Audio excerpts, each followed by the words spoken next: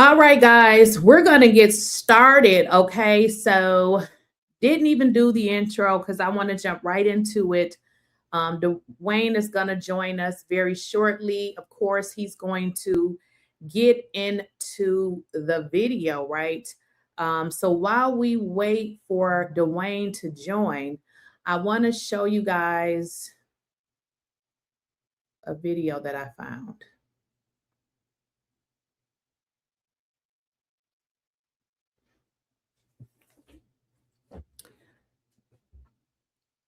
So this was another video that I was able to find online. And if you zoom in, wait, let me just stop it right there. Do y'all see that? You see people were hitting him. I'm not understanding what really happened right here. This kid was jumped.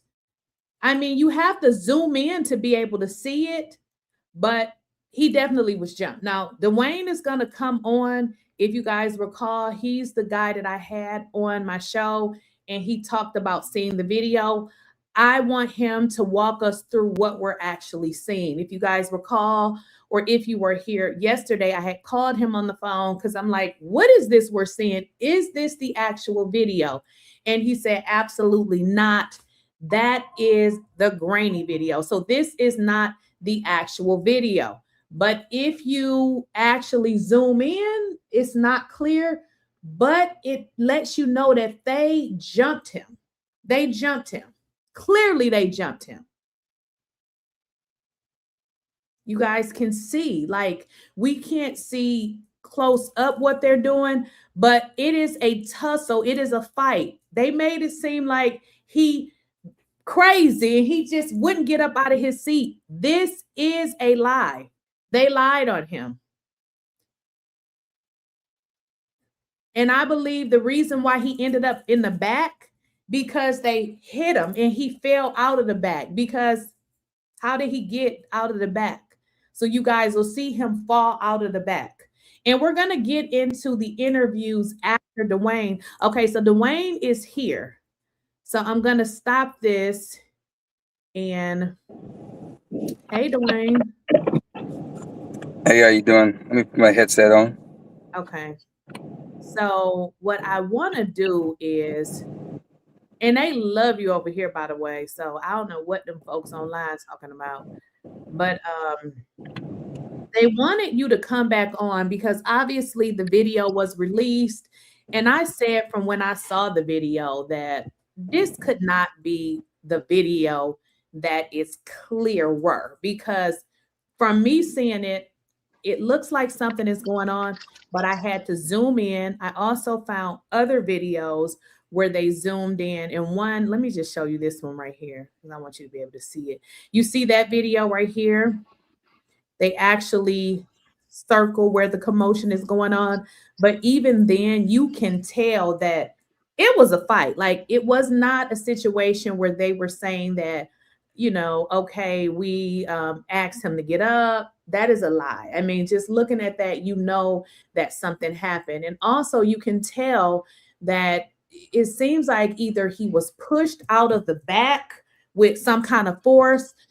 Even when he finally ran into the officer, parts of this video is not accurate because you see him running to get away, and then you see him stop running. So this video is highly edited. I don't know, you know, what part of it is edited, but it's not cohesive. Like, it looks like something is not all the way correct. And also we can tell that it's edited because there's no timestamps. It's not the original video. And I'm wondering, like, you know, why did they, well, I know it seems like they just gave us this video to shut us up. But if you can walk us through what we're seeing on the screen, I'm just going to play it and just turn the volume down. Okay. What we're seeing here is actually a different camera angle. These are three different cameras. And so this camera right here is one that they never showed anybody.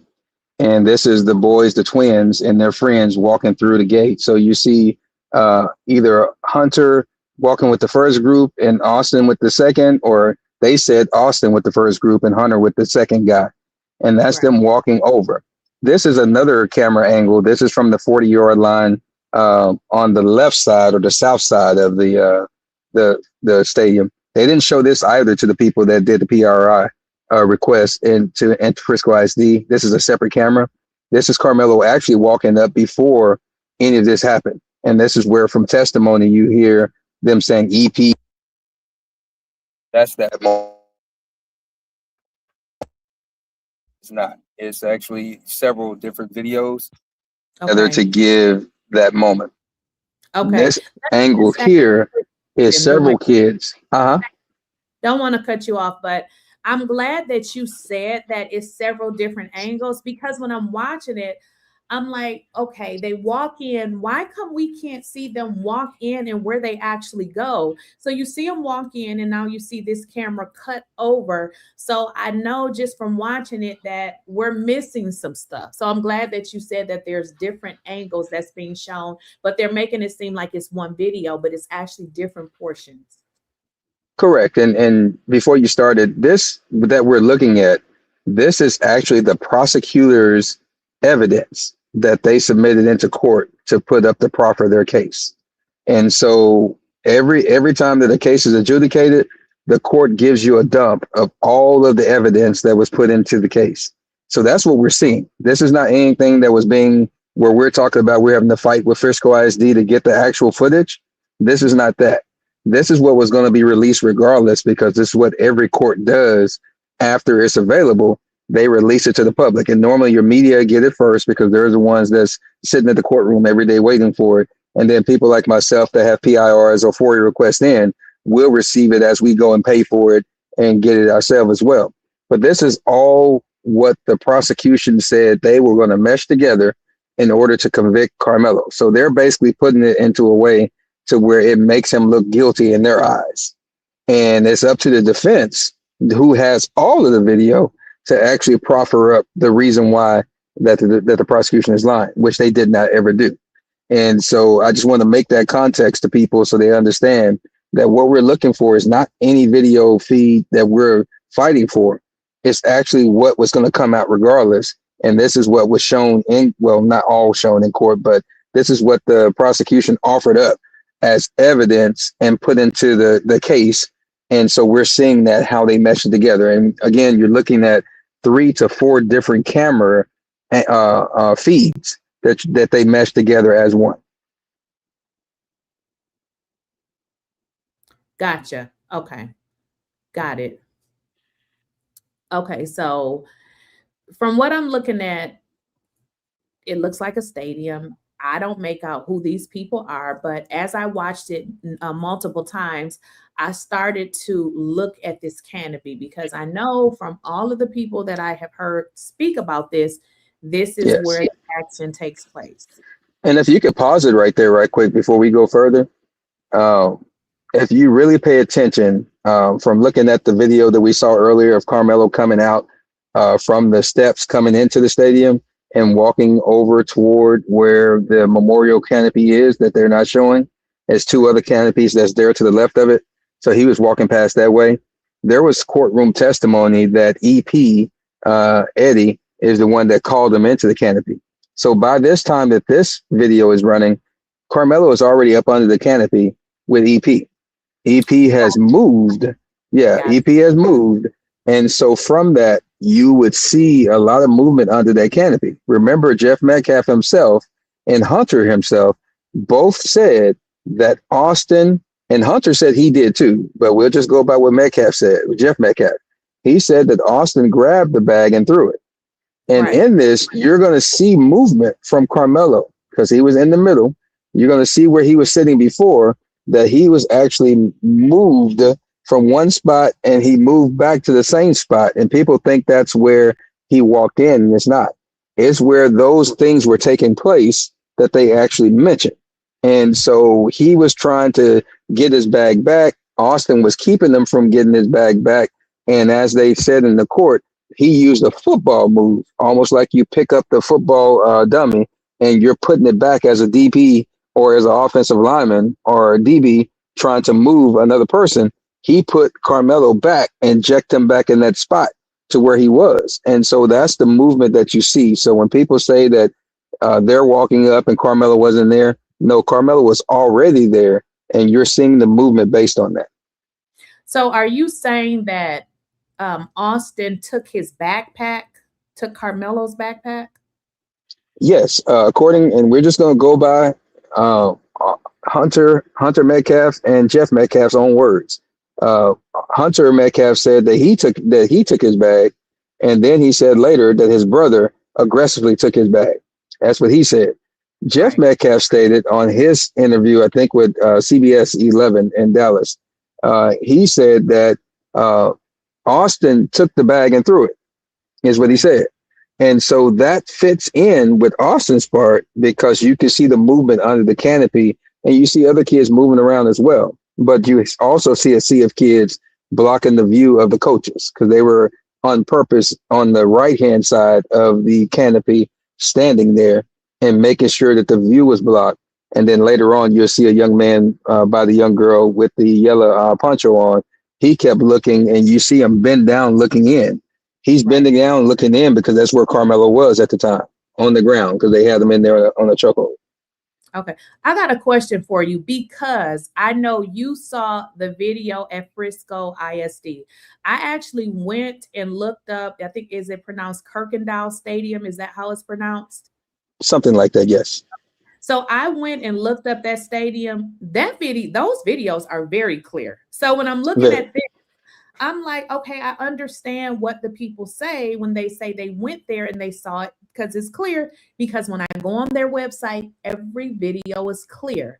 So because you saw the clear video, and I haven't obviously, what would you say the actual differences? I mean, we can zoom in, but when you saw the video at Frisco, how much clearer was that? Like, what more were you able to make out? Again, we can zoom in it and we can see movement, but when you saw your video at Frisco, what was more clearer to you than us actually watching this video? Yes, I'll talk about the 11-minute video because that's what everybody that did a PRR request and a FOIA request, that's what they saw. It was actually this same camera. The camera was actually zoomed over just a little bit to your left a little bit more, and it was fixed. And what they did is they actually lowered it down toward the ground a little bit. And so you could actually see a white gentleman and his wife. They were standing there the whole time with he had his hand like this because he was looking at what the boys were doing. And it was actually zoomed in just a little bit more. And so you can see the raindrops even more clearer than you see it here. You can actually see a bird fly by as well, which you see birds flying by here as well, but you see it more clearly because one, depending on the device that you're looking at it from, which this device they're showing it from is actually the same monitor that Tiffany Billions actually recorded her part, that the 2-minute video that I put out about her having. That's the part that she recorded from the same monitor. So we're looking at this feed from that clarity, basically. And so, but the clarity that they showed us was from a 55-inch HD TV on the wall. And so the clarity is a little bit clearer. And it's always about the device that you show it on and that you recorded from.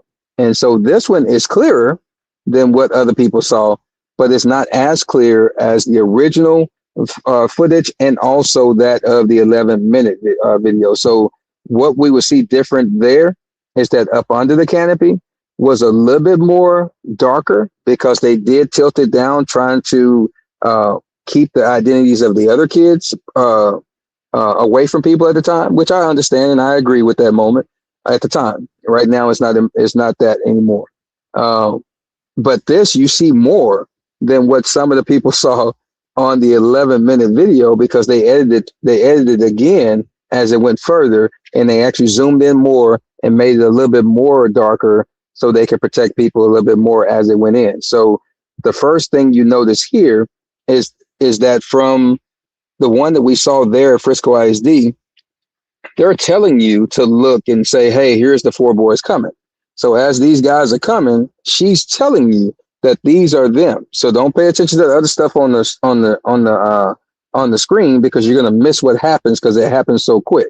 So when they walk in, everything is meshed together on that screen So you're looking at the movement and paying attention to the movement, but you can see that a few of them never sits down. You see the one, which was Austin, that made his way. He turned around, put his foot up. He did all kind of things. But as soon as he walked in, you see him bend over. His bending over was directly toward Karmello. And that was actually said in court. You also see one of the other kids on the left actually moving in and going in and out toward Karmello. That was actually said in court as well, and it's actually on the video. And so all these things are true. People will say it's three of them that went there, but it was a fourth on the left. And we kept saying that young person kept going up and down. And so the only difference of this video and the PIR video that most people saw, because some of us saw a little bit different stuff in the beginning, but from the ones that saw that 11-minute video, this right here is just a little bit less clearer than that video, but it shows exactly what happened to a T of what we've been explaining for a year and 2 months, 3 months, 4 months, however long it's been. Gotcha. Okay, so what I'm hearing, it was just another camera which had a better angle is pretty much what I'm hearing. No, ma'am, it's the same camera, because this is the camera at the 40-yard line. If you look right, actually, this may be the 50-yard line camera, because they have a 50-yard line camera that moves with motion. Okay. And so this may be that one, but I think it's the 40-yard line camera that would be on the north or on the right side of the home side. And that's the one that they showed us the footage from at Frisco ISD. So it would be the same camera footage. They just edited it for the purposes of the prosecution. So they're showing you everything and moving it, because you can move all these cameras. Everything is you can pan it, I think, up to 45 degrees or something like that. Either way, all these camera angles. And so they all are movable. So my question though, even with looking at it, like the first time I saw it, I looked at it multiple times and then I zoomed in. You can clearly see that it was a fight. So I don't understand what the jury saw. That's why I'm so confused. So even seeing this and even it being in the quality that it's in right now, if you're on a jury, you should be trying to zoom in to see. I did it with my phone. I went on TikTok and found other videos. Obviously, we know the jury can't do that. But I'm saying in court, when they saw this, I'm just trying to figure out what is it that they did not see. Well, they didn't see this. I can tell you that. They saw bits and pieces from people in the court. And we know this is, what, 15 minutes long? When they turned the monitor over to the jury to let them see, because they showed snippets to the general public and the counsels and Karmello and all of them, and then they flipped the monitor around and they showed the jury different pieces, but it was not 15 minutes long. And so they showed them a compilation of what they wanted them to see. And it was Karmello basically walking up. It was Karmello running away. And it was just that. So they were showing that he was the aggressor. He intended this, and he ran away from there. That was their cry as far as the prosecution. The defense never rebutted that. And so they were not shown this 15 minutes. They were not shown that. They were just shown a compilation, which was still shots, little snippets of video, from my understanding, maybe a minute long, a few seconds long. Had the little hourglass thing on it to show Karmello, all those things. But the prosecution did proffer this entire 15 minutes up to be used if needed be. And so that's kind of that moment. And so the defense just never offered any of the footage, and they have all the footage because it was all turned over to them, because you have to, because of exculpatory evidence. The defense just never used it because they never planned on mounting the defense for Karmello, period. Okay, because somebody told me, about the Brady violation. So I had to look that up. And it clearly says that the Brady violation occurs when the prosecution fails to disclose material that could somehow help the defense. But now you're saying that, yeah, it was provided, they just didn't use it. So essentially, the defense had the full video, just never relied on it as evidence? Correct, because it's ineffective assistance of counsel at that point in time. The prosecutor, look, one thing we have to understand is that in all of their issues, as far as the DA's office in Collin County, they are not dumb. And so they know exactly if you commit a Braley violation, that's the easiest way for a person to get out of jail free, period. And so they were not going to not give the exculpatory evidence to the defense. Now, what did happen is that somewhere in there, after about a week or two of Mike Howard getting on this case, he decided to not be a lawyer anymore. And so whether that was at the behest of the judge, behest of the prosecution, DA Willis, whoever, somebody got in his ear and got in his life and got in his mind, and he decided not to be a lawyer anymore. Because I know that when he took this case over from the other two attorneys that were on it right before that and got fired, they had already started working on trying to get it dismissed. He took up on that case and he was working on trying to get it dismissed. And then all of a sudden he has an ex parte meeting with the DA's office and whoever else at the Collin County Courthouse building. And after that, he forgot how to be a lawyer. And that showed all the way up to the time that we saw through trial. So that's kind of what we're dealing with. So there, from my knowledge, there was no Brady violation when it came to the videos, because I know that the defense received all of the video footage. Okay. Okay. So it would have been on the defense then to show this portion and just zoom in so that the jury can, have that reasonable doubt. Because when I look at this, I'm like, okay, if they say it wasn't a fight, they lying. Now, Yeah. I've heard some people say, and even like in multiple different chats, they say, well, Carmelo said he put his hands on me. I didn't take that as him saying that it wasn't other people, because I feel like when you're in a situation, especially when adrenaline is running, you may say he, but it was they. So I didn't take that as an indicator that it was one person opposed to multiple people. What do you think about that video where Carmelo says he put his hands on me opposed to they? I think people have to understand that context always matters.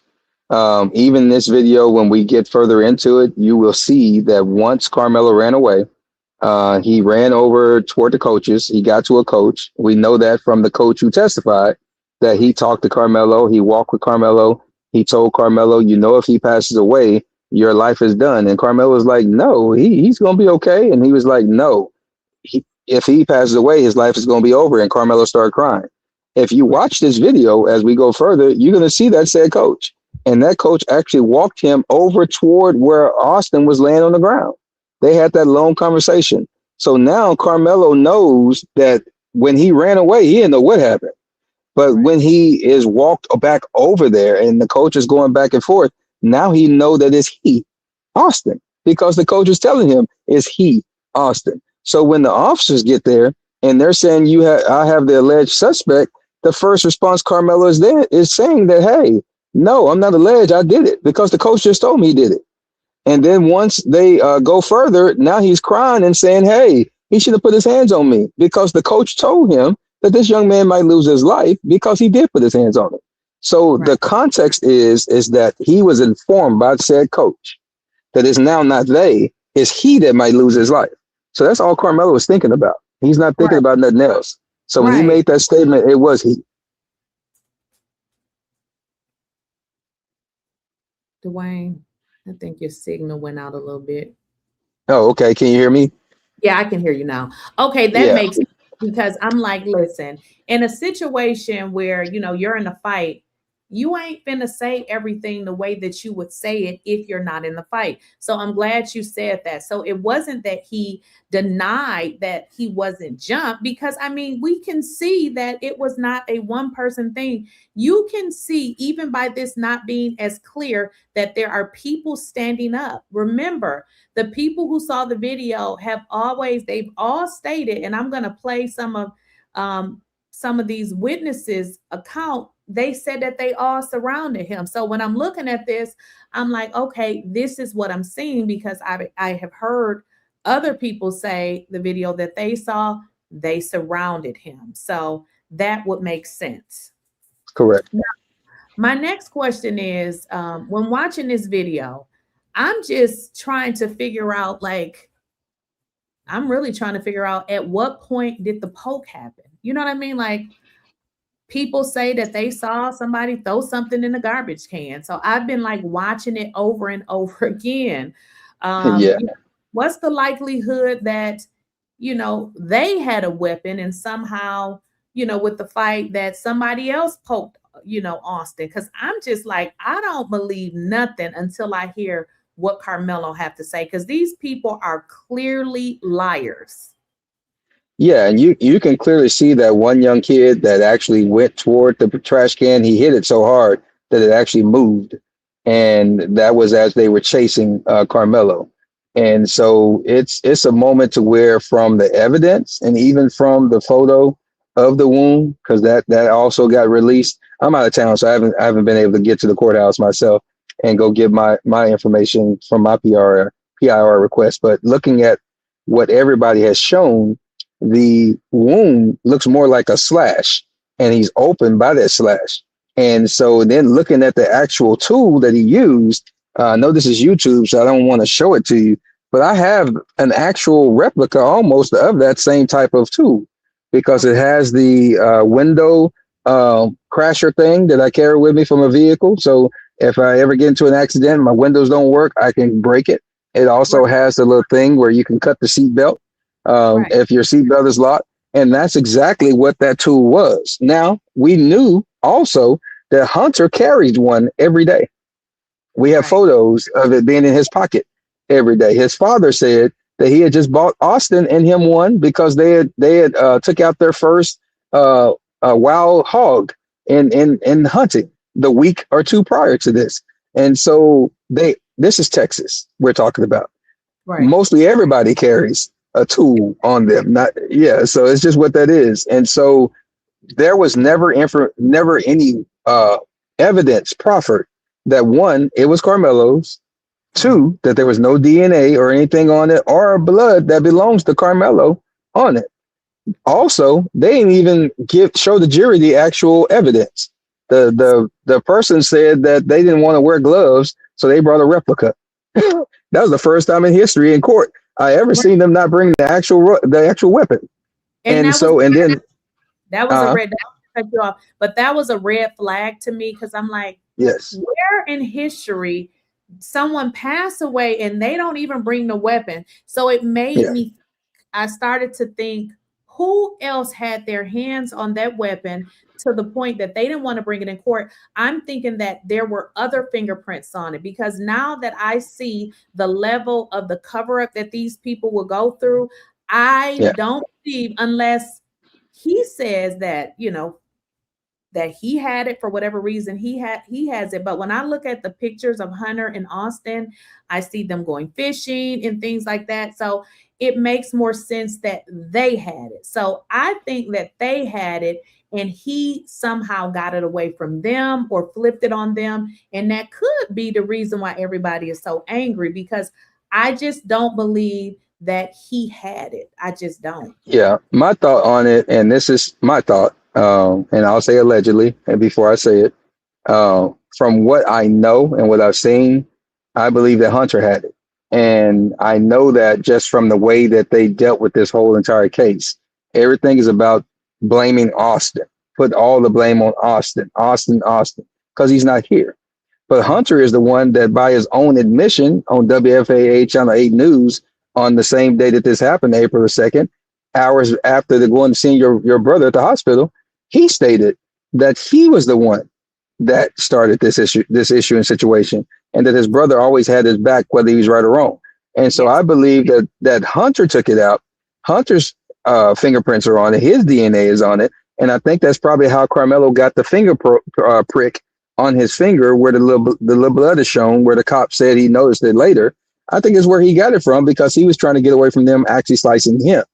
And I think that Hunter put it in a position to where Austin fell on it, because everybody was rushing Carmelo at the same time Austin was aggressing up on him and put him in the headlock. And so this is what I feel from what I know from the evidence, and then also from them not, because Hunter was not there at the trial at all. His daddy kept him at home. And even when the defense was asking for him to be produced, they took a recess and did all other kind of stuff, and he never showed up. But then once he was convicted and the sentencing phase came and they had to do the victim impact statements, he was brought there by his friends in the car. We saw him pull up, saw him get out, saw him go in the courtroom. But you were not present at any other time until after the fact. And then you had the nerves to be on the stand telling Karmello to look at me, boy, look at me, look at me. What? And it's because you know that what you did. And when they left, someone shouted out to him that you're the reason why your brother is not here no more. And you could have seen the look on his face. He put his head down and he got in the back of that car because the guilt is on him. And the same thing with his dad when he was doing that interview and the guy said, hey, here's Hunter. You know, you have anything to say to Hunter? That man looked like he could take that man out. And he said, no, I don't have nothing to say. And he just stared at him. And you can hear the alarm of the truck open the doors. You can hear the doors shut. And Jeff stopped the whole interview and just looked at him and stared at him. And if looks could kill, Hunter wouldn't be here right now. And so people, yeah. Right. Yeah. Yeah. I heard that. I got to find that interview, but somebody said, and I'm going to say allegedly too, I really believe the sole purpose of their hate toward Karmello is because they were trying to do to him what ended up happening to that brother. And that brother feels sorry for what happened because he is the reason that it happened. You see what I'm saying? 'Cause I'm like, something is, you know, and then think about it. Your brother, you know, especially your twin brother, you don't show up to court. Why are you not in court? No weapon has been produced. I said, no, it's something else in the story. It's something and else. He didn't even testify. If my twin brother, or even if my little brother, was in a position like that and he's gone, I'm going to be on that stand telling everybody about what you did to my brother. And I'm going to make sure the jury knows my grief, my hurt, my loss. So when they go back there and they deliberate, I want them to go and touch the sky when it comes for you to be locked up. He was not nowhere. Hid from testifying. They never called him to the stand to testify because they knew he couldn't. Because if he did, he was going to break down in guilt. And one thing y'all have to remember, he didn't show up in court until after the fact, after the jury was gone, because just his pure presence of walking in, seeing how tall he is, seeing how much bigger he is than Karmello, would have let the jury know that, wait a minute, this is a problem, because visual matter is in court. That's why they cut Karmelo's hair off, because visual matter. And so at the end of the day, all those things were red flags that should have let everybody know. And like I said in September of last year, that if they went to trial, Karmello was getting 30 years because they had no interest in the judicial system working the way it's supposed to. They just wanted to lock him away and then take him up out of here, because that's what the full intent was in the beginning from the Metcalf twins and their friends. Karmello wasn't supposed to make it past Kirkendall Stadium that day, period. He wasn't supposed to be here. And they were going to take him up out of here, and they were going to say it was self-defense, and they were standing their ground, and they had the right to castle doctrine. They were going to have all of that because it's Texas. And people don't understand that Texas law clearly states this when it comes to self-defense. If I have a reason to believe that you are about to cause me harm physically, any bodily injury to include death, I have the right to take you up out of here and let you go see Black Jesus. That's what the law says. You don't even have to touch me for that to be a reasonable belief. I have reason to believe I can take you up out of here. And case law and other cases that just happened in Texas around right before Karmello and after Karmello have proven that to be. But in this instance, it was friends taking care of friends, because Jeff Metcalf, DA Willis, the ADA that prosecuted this case, everybody involved, they all know each other from being in the Republican MAGA party and being out there in North Texas. Even the young lady that I have problems with that messed around with me and set me up, Tiffany, she has MAGA ties. And one of the dudes that's in the photo with them, she used to have me arrested. And so all these people have all these things that tie in. And also one of my sisters just texted me and said that dealing with the knife, it's alleged that one of the twins' initials were actually on the knife. That's why they did not show it in the courthouse. So we're going to say allegedly. But I know that Jeff Metcalf said that he gave them initial inscribed knives before that. And so we know that theirs have initials. That's why they didn't bring the knife. And that's why you only see it from one side. So you won't see the initials. And so those are the things that we have to be aware of, that Texas law stands on Karmelo's side and anybody's side, so you can go home the way you came. What didn't stand on his side was Judge Roach's courtroom, because Judge Roach was going to make sure, I don't care if Johnny Cochran was living and was in there, the outcome would have been the same, because it wouldn't have been nothing that Johnny Cochran could do to make that happen like it happened. And like I said, I've had many conversations with a lot of people. I've been boots on the ground since April the 2nd of last year on this case. I live in the area, so I know about this stuff. But I've also talked to people who were involved in this case, and still are talking to people. Just talked to somebody earlier that was intimately involved in this case, and it was set up from the beginning. The jurors and the potential jurors would tell you just the makeup of what was going on, that this was going to be this outcome regardless. And so we have to make sure that we do what we're supposed to do to get him up out of there and get him free, and also put pressure on Greg Abbott, which is our governor, and also on our Attorney General, Ken Paxton, to do what's right for him as well. And as someone just told me, because people are watching and they're texting me at the same time, they said they were going to lynch Karmelo. That's what their plan was. The kids, not the adults. So No. and if you look at the video, you can tell that it was a pre-planned moment that what they were doing. Yeah. And we know that by a young man that did a Snapchat video, and it said 2 minutes before. And that young man can be seen coming into the canopy. That's why I tell people it's a lot of information that's out there that they just don't know. And so when we get the full video, I'm going to post it, and I'm going to dictate that bad baby all the way through, because it was a lot of players, and there's a lot of video out there from these young people. I know that EP still has his, so I'm going to make that a moment out here too, because I've talked to some young people, said they seen it, that he was showing it. And so where he testified, he don't know, and he was faking like he was recording. No, he has it. He showed it to people. They were laughing and having a good time because of his jealousy about the person that's supposed to be his friend. And so those are the things we have to expose. One of the things I want people to understand, because I've had experience with it, going to predominantly white schools, when white kids do stuff, they sweep it under the rug. You know, when black kids do something, they call the police and all of this. They don't do that on white kids. So I know some people in the chat will be like, ooh, they were doing that. No, no. White kids do whatever they want to do when they go to school. You know, they literally programs. When white children get in trouble, let me give you an example. If they're doing, drugs at school, they'll create a program, you know what I mean? Because they don't want to kick them out. They tailor to what they do. They do not kick them out of school like black kids are kicked out of school. So I want people to understand, because if you don't understand the culture, you'll say, no, they wasn't planning to do that. And you better believe if they were planning to do that and the grown-ups found out, they're going to sit them kids down and tell them what you better say, because we got to put it on him, because you guys got to go to school. They don't think about these kids are crazy. They need help. They need to spend some time in jail. They'll just put it on somebody else and let them live their life while this innocent person is in prison.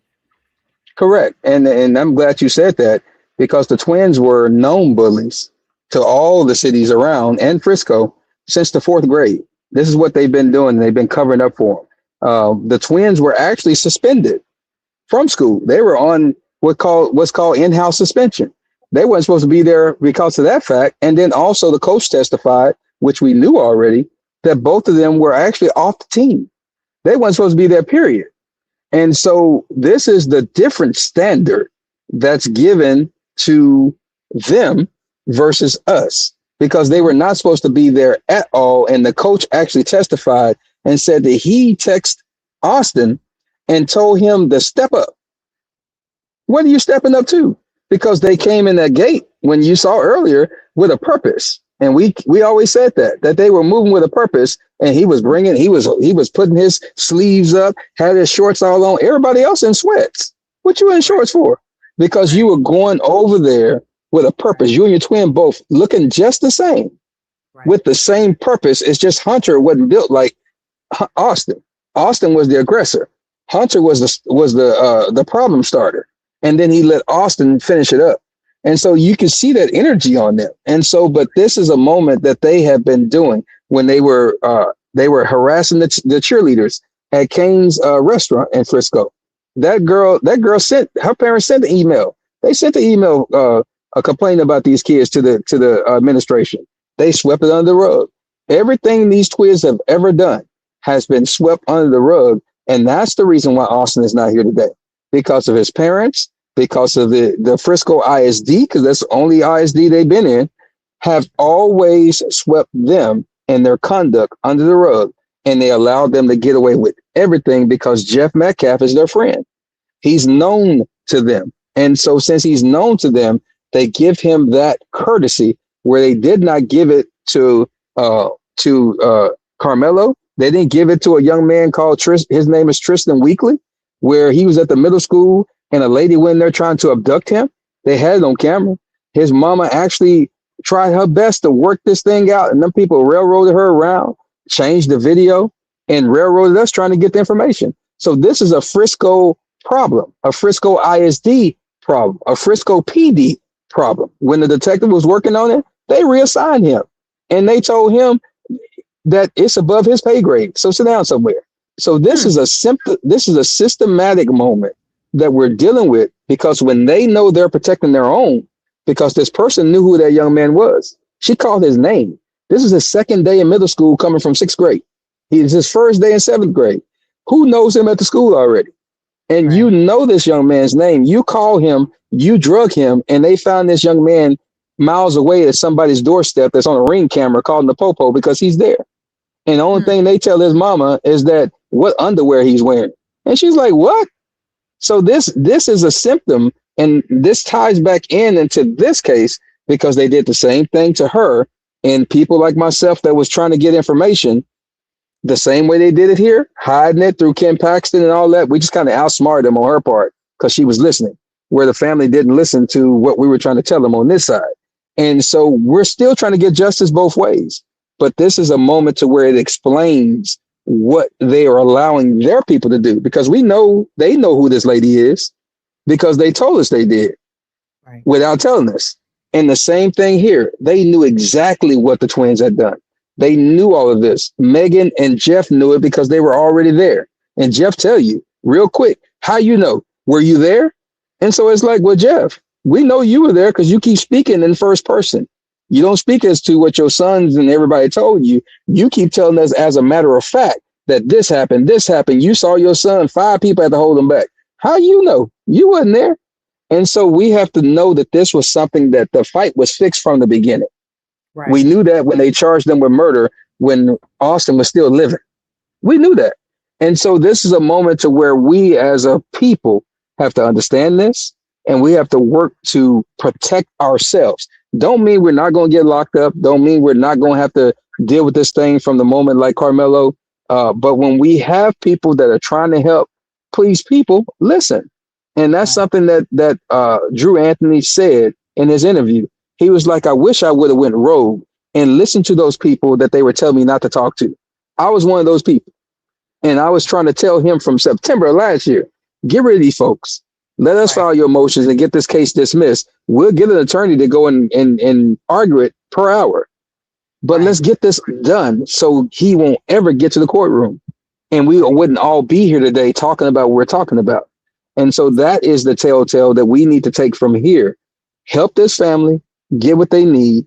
Let's keep Karmello protected and help him get home like soon. And let's correct the way the system works for us. And that's what we have to do. Correct the way it works for us, so then we can then benefit from what the law says.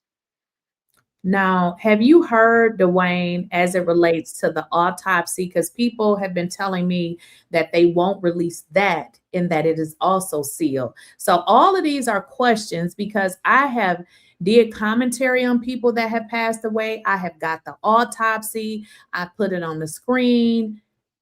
For you to seal an autopsy, there is too many things associated with this case that lets me know that this kid was set up. Correct. I put in a PRI or PIR or a FOIA request for the autopsy in the beginning. It wasn't ready yet, so we were waiting on it. Once it became ready, of course, I petitioned them like, "Hey, we know it's ready." All of a sudden, we get a leak from the ME's office of what it would contain. And usually, when they leak, they'll switch up some numbers or something on a birth date or something, but they're giving you pretty much the information that's in it. And it showed that Austin had allegedly drugs in his system. Then that's when they came out and said, no, it's false, it's false. And then next thing you know, we get a letter from the AG's office saying that they can't release it now. And so we're waiting on all of that. I've already put my information into the AG's office, letting them know this case has been adjudicated.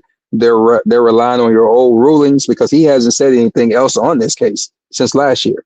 And so we're waiting for him to respond so he can get this release. I know that he knows because that's how we got this courtroom stuff done, because I don't think they wanted to release that either. And so, but they had to. And so we'll get it. But one thing I can say is that we have talked to students who know both parties and who were there. And they said that they saw with their own eyes Austin popping pills that morning.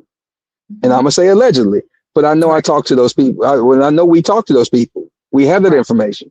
And so since that information is there, we know from several, not just that person, but several students in the community that says he is a known person taking that moment. And it fits based on what we know medically happened that day, because there's no way a poke like that from a tool like that would cause you to be up out of here within hours. And we know from their testimony in the court that he had turned purple. That's what they said. And they said they administered blood to him and he came back normal. So they stabilized him at the scene. They transported him to the furthest hospital they can go to. And he was alive when he got there. He crashed when he got there and he wasn't here no more.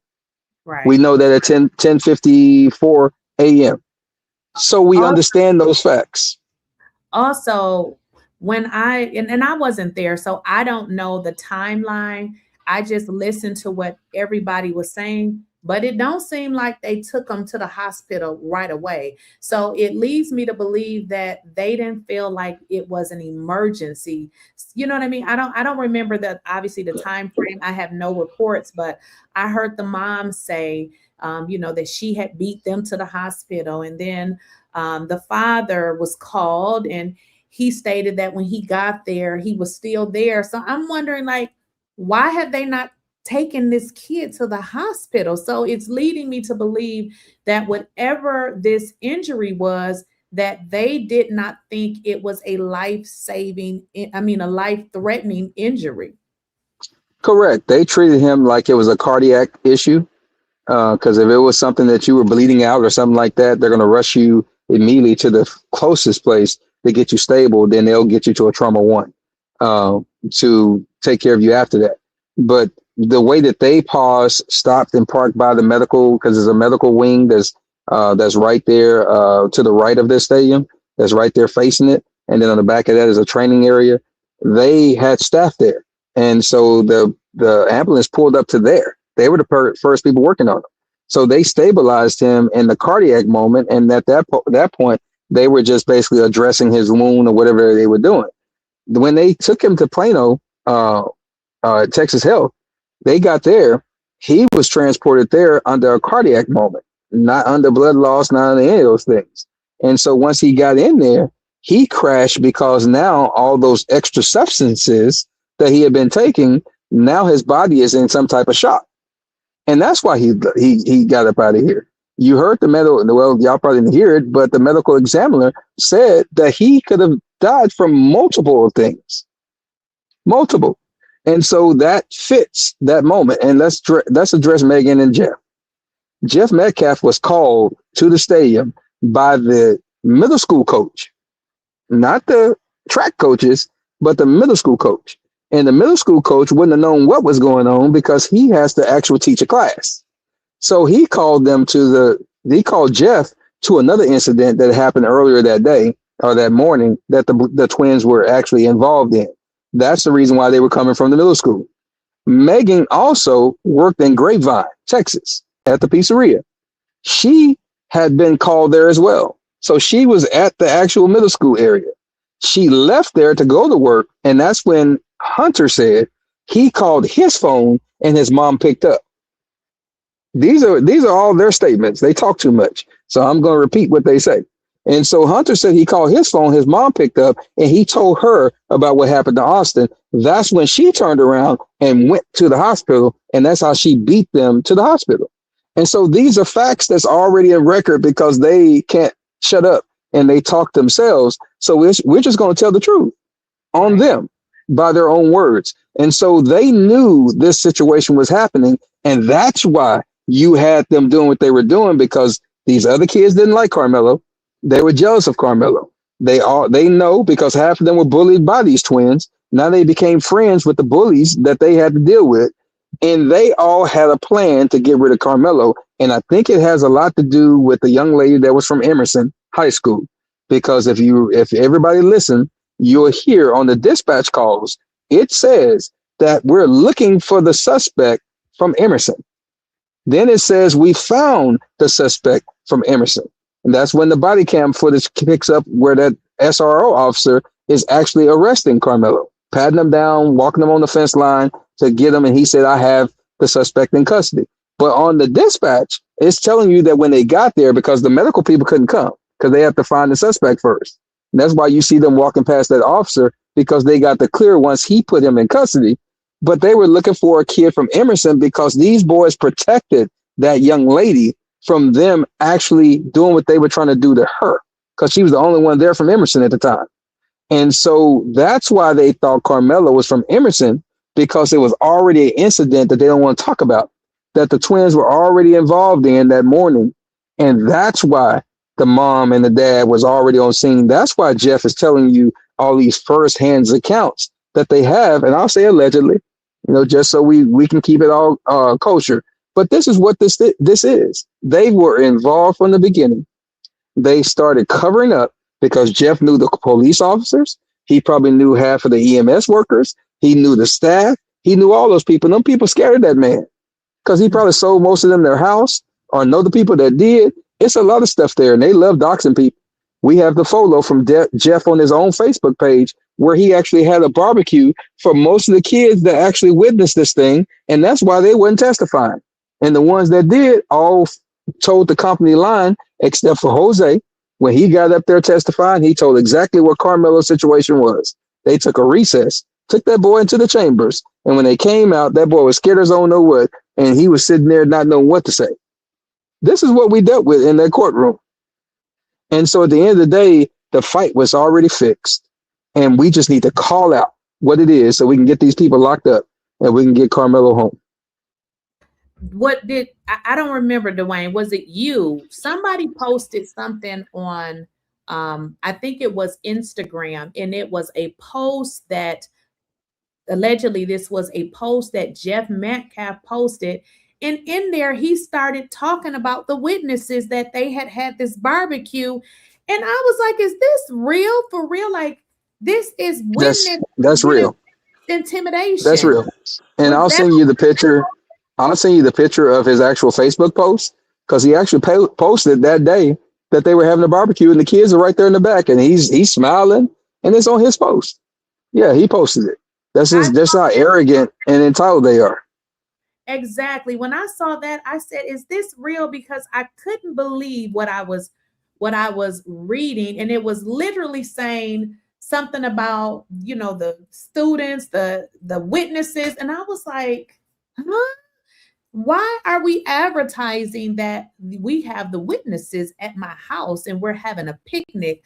I said, no, this has to be fake. Like, this is not real. But you're saying it's real. in fact It's fake. real. It's real. It Yeah, is real. it's him. It's him. He did it.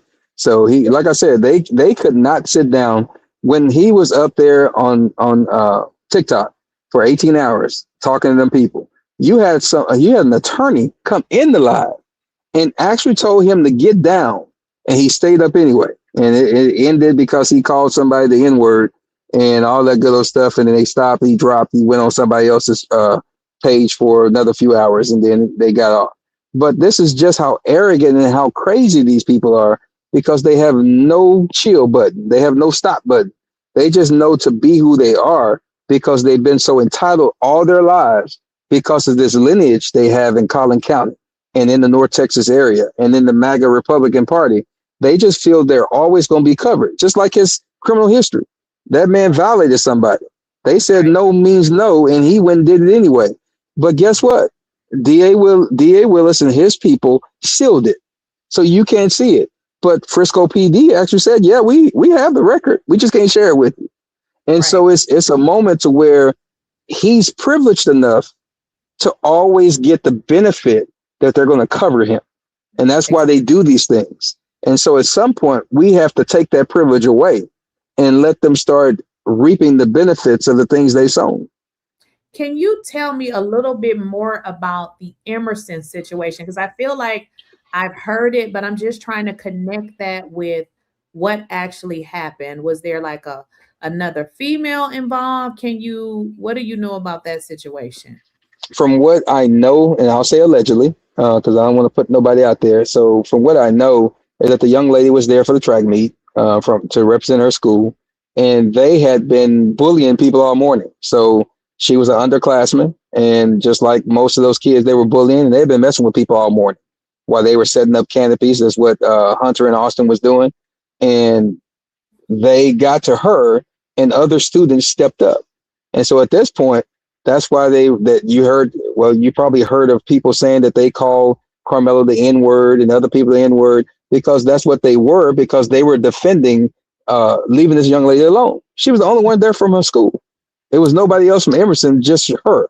And so that is, I think, what actually set the catalyst that now this goody two shoes, Karmello, needs to go. And Ah, because they didn't like him, because he was protecting the Special Olympic kids, the special needs kids. That's where people start talking about the incident from the year before. He was standing up for a special needs kid because he was being bullied, and Karmello stood up to those people. He volunteered for the Special Olympics. When they came to the Little Elm Lobo Stadium, I used to see him there through YouTube, because they streamed it live, and you would see him on that field helping and volunteering. And so this is the moment that they did not like. They were in a gated community. They felt that his family was well to do, all these different things. And he was always smiling and laughing, and everybody liked him. So at some point, it just becomes a jealousy moment. He had this beautiful girlfriend that how did he get her? All this kind of moment. And I think that when these boys went to that middle school, and I'm going to say allegedly, and their parents were there, and all of them was over there. And when they got back and they heard, because one of them kids text them either on Snapchat or on their phone, and said he's up under the canopy because EP is the one that invited him. That's when they got the message to come. And that's how Hunter left his phone in his mama's car. That's why he said, I called my phone and my mama answered. That's what he said. And so at the end of the day, they knew. And I think they were like, go get him. right. That's what I'm going to say. They were like, go get him. And that's why they walk with such an urgency to come Right. over there. And they came right over there to get Karmello. They didn't tell no other kid that was under that canopy that did not go to Memorial to move. Only Karmello. Right. And you know what? Because I remember when I was young and we used to do stuff that we had no business. That's how we was walking. They Yeah, came in their own bullshit. Like they did not yeah, come. You can feel the energy, although we couldn't hear no sound. They came there on that. They came there to do something to him. So I'm glad you established a situation with him helping people, and they were like, we don't like him. We don't need you to help nobody, because that makes me understand. Okay, somewhere in their mind, they said, we don't like this kid. And then, yeah, as I think about, and I shouldn't say that, but when I heard that the father said, you don't deserve the things you have, I'm in my Yeah. mind saying, who says that? Like, I am not involved in anyone's life enough that I know what they have to the point that I say, you don't deserve that because I don't care. I'm not Yeah. involved in him like that. But when he said those words, it made me know this is a grown ass man that is jealous of a child because Correct. I understand they're saying that he allegedly, I'm gonna say allegedly because I don't know if he actually did that, unalived your son, but I would never say you don't deserve the stuff you have. So when he said that, it made me think. And then they were planning all of these stories saying these people bought a house with the money, they bought a car. The house and the car that they're talking about, these were things that they had prior to. So now I'm Correct. starting to think, oh, they want to plant this this story out to people because what they don't want you to do is donate money to them. I don't know if Correct. you knew this, but I started a donation on my page. We had raised $4,000 in 24 hours. Do you know them hunkies call and Yeah. see? I remember what I told you about how they can do it. You remember we had that Yes. conversation? Well, Most definitely. I own the website. Okay. It was my website. I had my payment portal. Do you know these folks call the company? Well, the company obviously they took it off. I called them, they put it back on. They didn't know what had happened, but I know somebody within their company know some of them people, and that is why they took it off. So they eventually put it Correct. back on. But then what they had done, they had contacted my first payment processor. I don't know what they told those people. All I know is I was just like, okay, I'm just going to switch to somebody else. I don't have time to be, jumping through hoops. They ended up contacting my second payment processors, which I'm going to tell y'all is GoDaddy. Don't do business with them. They ended up contacting them. I don't know what they did. So once they, put the website back up, they like, we don't know. I'm like, listen, I need to speak to a supervisor because I know somebody intentionally did this, right? They Correct. couldn't figure out how to put the payment processor back. And at this point, I said, you know what? I don't even want the website anymore because if they can just call somebody and have them take it, I don't want to have this type of relationship. So I said, okay, I refunded everybody money. I said, we'll come up with another plan. But it just goes to show how nasty and dirty these people is. And what it shows me is that he's very much innocent because you're going through too much so that he doesn't have a fair trial. So it tells me right there that he's innocent because if he did what you said he did, you wouldn't be wasting your time trying to make sure he doesn't get money to have a new trial. Correct. Correct. And I want to let people know the jealousy is from this. Andrew Anthony, Kayla Hayes Anthony, they have done an excellent job of providing, raising, nurturing, and being there for their kids. They also did an excellent job of making sure their kids didn't have to go through things that maybe they saw growing up in their lives. And I can't fault them for that. Nobody should fault them for that. They moved them to Texas, to North Texas. They gave them an excellent life. They gave them a nurturing life. That man worked hard every day so his wife can be at home and be involved and make sure their kids had everything they had. That woman has guilt right now because she wished she could have been there that day when she was taking care of something else. Those are things that this family was doing for each other. They made sure that these kids had everything they had. And because of these entitled bullies and the whole family, from Jeff Metcalf on down, they had the caucasity to be in the Anthony's business and worry about how they were providing for their family. Even to the point after he got arrested, they had people riding through their gated community in the back of a truck with weapons, running around screaming and hollering. For what reason? And it's like, y'all both are in Frisco. Why are you mad that neither one of y'all working? That's your fault. That's Megan's fault for working at a pizzeria. And so at the end of the day, we just need to understand that from the beginning of when they got here, I ain't talking about us, but when they got here, those folks have not liked anything that we've ever done or stood for. And to them, we're not supposed to ever have nothing. Neither one of us is supposed to have these cell phones to even be on these moments or devices in their eyesight, because the caucasity of them says that we're not supposed to.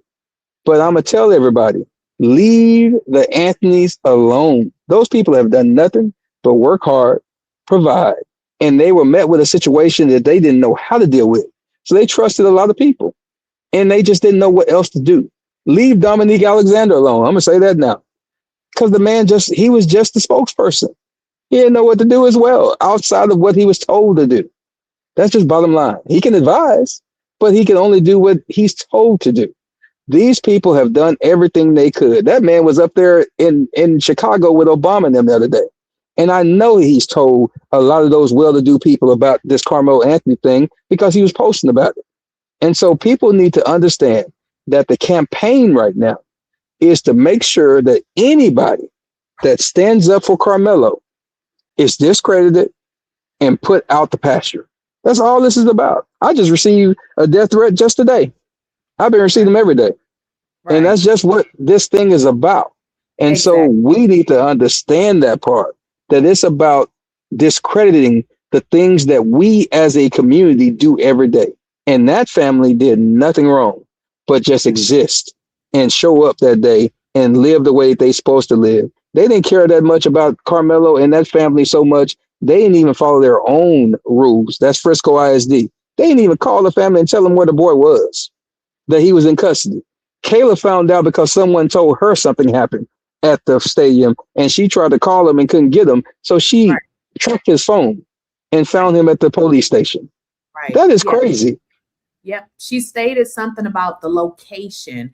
Correct. But you're right. They didn't tell her. And so my sole purpose for really helping them is because that's what I saw in them. Like, I don't know. People be like, can you tell them this? And I'd be like, I don't know them. Like, people find it strange that I don't know them. I don't know them. I have never met them. When I see them, I see two people that stated that they moved their family away because they wanted to give them a better life. You have a, married husband and wife. And I just, as a mother, I can just understand how she's feeling to move her family to this place and have her son to be in prison. And I don't feel like he did this. So I just felt like, you know what? I'm going to do what I can do to help. That's all I can do is what I can do. I said, listen, I'm on YouTube. We finna change it. We're finna start putting out content about this because I don't have to know them. I have a family.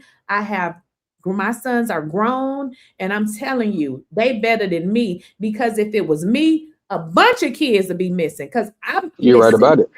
Yeah. So folks mess with mine. Yeah. I do the eye for an eye. Okay. I done told y'all I'm a little crazy. Pray for me. So my heart went out to them.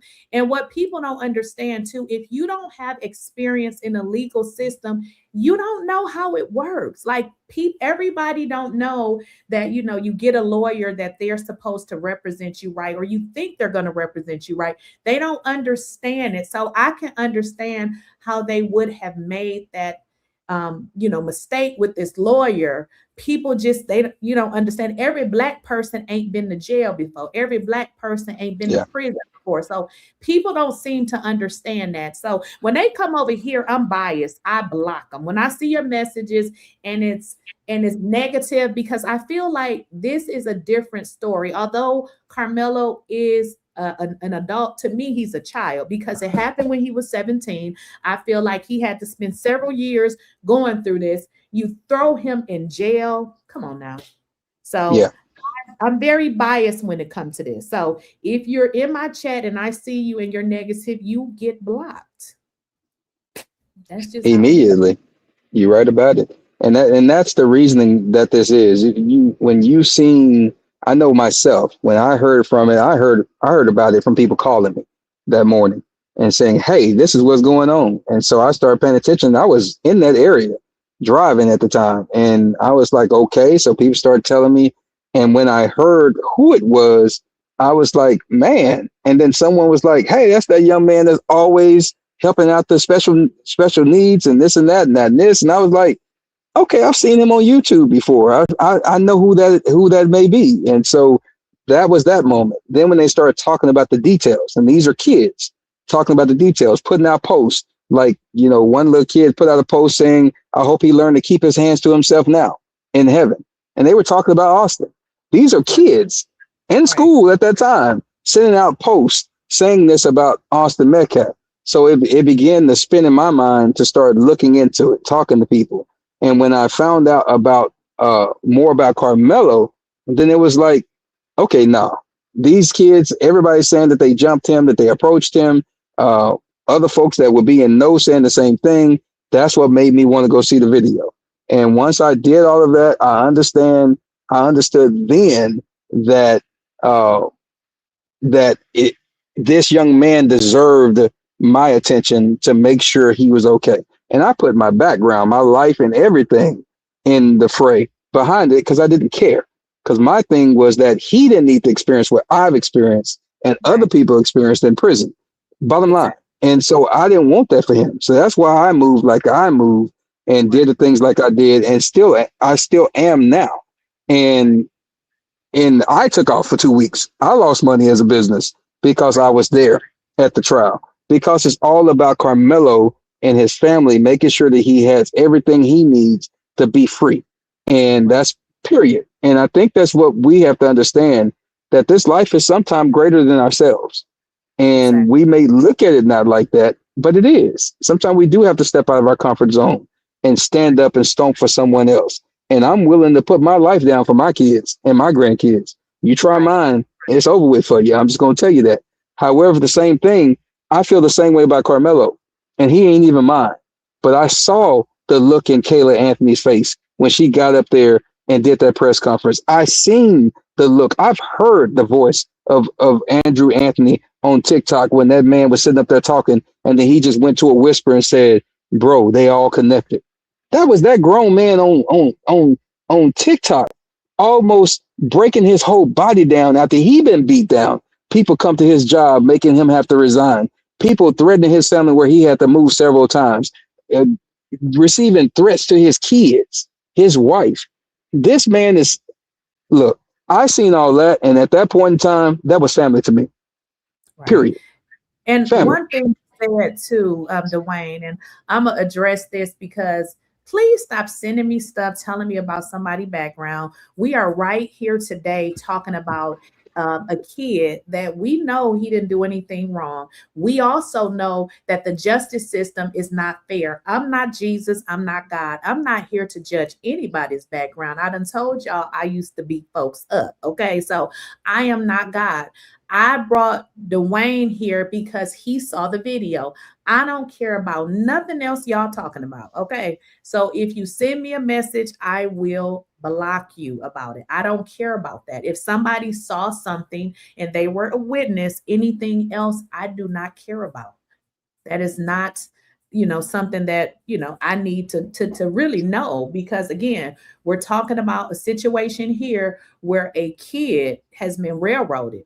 But you don't think that this also happened to other people. So, I mean, next topic, please. I just thought that was, important, because people seem to think that I care about things as if we didn't have a conversation already. So I don't Most really definitely care about the small things. Now, so you kind of got into like the video, and what have you heard? Because obviously you're in Texas, I'm way in Georgia. What have you heard from people in Texas as it relates to what they've heard or what you've heard that, kids may have stated? Basically, the kids were saying pretty much everything we see on the video. They were basically saying that these twins were known bullies, that they were, that them and others were jealous of Karmello, and that they caused this. Some of the kids were saying that it was Hunter's knife in the beginning. I'm talking about last year, that Hunter pulled it out. And one kid said that Karmello reached behind him to grab it because he saw it, because he was trying to get away. And so there was a lot of conversation that the kids had, that their families were threatened. One man, he came out early, and his two daughters was there. And he mentioned about Karmello minding his business and these people doing that to him. All of a sudden, he just disappeared. So I guess he might have been on parole or something, and they threatened him. You had a lot of people they threatened. They threatened a white lady. She actually was speaking up on it in the beginning on TikTok, and all of a sudden she disappeared. And What do you know? it was I don't remember her name. I would have to go back and look through. Maybe Okay. took a screenshot of it or something. So I have to look through it and send it to you. But it was a lot of people that spoke up on this case in the beginning, and all of a sudden they were not there no more. Also, Okay. people have to remember is that the footage that these kids filmed from their actual phones and Snapchat and Instagram and all that, it was online on the 2nd, 3rd, and the 4th of April of last year. I saw You it. you Many said people saw it. Yeah. And so all of a sudden it wasn't there anymore. And that's because Jeff Metcalf, allegedly, I'll say that, Sarah Fields, all these people start working and contacting these folks. She actually said, Sarah Fields, on her own page and her own mouth, and said that I'm going to reach out to all these families and make sure that we get them individual lawyers. It's what she said. She didn't do that. She don't have that kind of money, but she did reach out for them or to them, and they began to threaten these people and accost these people not to cooperate, not to testify, get their information, get their stuff. And so there were several videos of this moment. One of the videos surfaced on TikTok and Snapchat through a link just not a couple of months ago, a few months ago, right before the trial. And people were able to see it, but it disappeared. It was like a disappearing link. No one screen recorded it, but several people got to see what we saw that didn't get a chance to see it at Frisco ISD. All of a sudden, them people stopped because I'm pretty sure they found out who they were and they threatened them. And so the thing is, this was deeper than just Frisco and Collin County. This thing was a Texas-wide thing, and it had to do with politics, people getting these seats, getting these elections, and getting money. And it started with the jealousy of teenagers and their parents not cartelling them and stopping them from doing whatever. But it became a much more larger thing because now the whole machine started working. And that's what we're seeing right in front of us. But that's what everybody was talking about in the streets. The kids, the parents, people that used to work for Frisco ISD that had knowledge. All those people were talking about this like, hey, they're doing Karmelo wrong. He didn't do anything. He was defending himself. That's what the streets were saying. But also, they were actually blocking information. And that means that the local news media was not talking about it. A lot of people in the DFW area thought this trial was over with and already done. So when we were all out there at the courthouse with signs and all that, they were like, what's going on? And we're like, Carmelo Anthony trial. Didn't they already do that? That's what people were saying. People that live right there in McKinney, right there from Frisco, they didn't know. And so that is what happened. And I'm telling you, every day since April the 2nd, we have been talking about Karmelo, getting evidence, putting it out there. But it was always a concerted effort on all these social media sites to suppress that information. And so a lot of people just didn't hear. All this I'm telling you, a lot of stuff we're finding out about, Jeff Metcalf's background, the background of the DA, the background of the judge, all that stuff we talked about last year. But it was so suppressed and people didn't have no interest to where that information never got out past us and a few other people. And so now it's such a big thing to now everybody's got it. And that's why I tell people, give the information, let people talk about it, because those people can take it where we couldn't. And that way we can get this thing done and get justice for Karmelo, which ultimately gets justice for Austin, because Austin would still be here if his hard-headed brother hadn't been jealous with his friends of Karmelo. Because it wasn't Austin who was jealous of him, it was Hunter. Right. And Austin is not here no more because of that. Go ahead, sis. Right.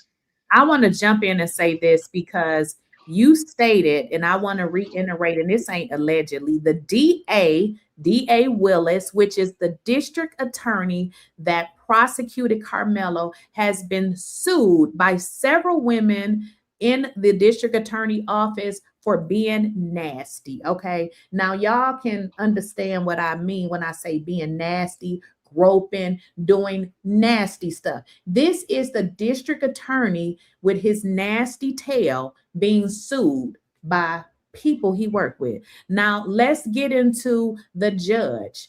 The Judge Roach, he's crooked as well. He had gotten in trouble. I think, I don't remember the correct verbiage for it, but he received some kind of reprimand for using the court to sell books. So he had some book, I guess, that he had produced with his wife, and people had complained about him because he had used the court basically to make money for himself. So Judge Roach is a crook as well. Now it gets even deeper because his father, okay, Judge Roach's father, who used to be a district attorney before, had gotten sued and got in some legal trouble as well. Because what I want you guys to do, if you have time, go look up 𝐬𝐮𝐬𝐜𝐫𝐿. 𝐬𝐮𝐬𝐜𝐫𝐿 was a judge. She had won her seat as a judge. They came after 𝐬𝐮𝐬𝐜. They trumped up charges against her, gave her 10 years. I think it was like 10 years probation of something like that,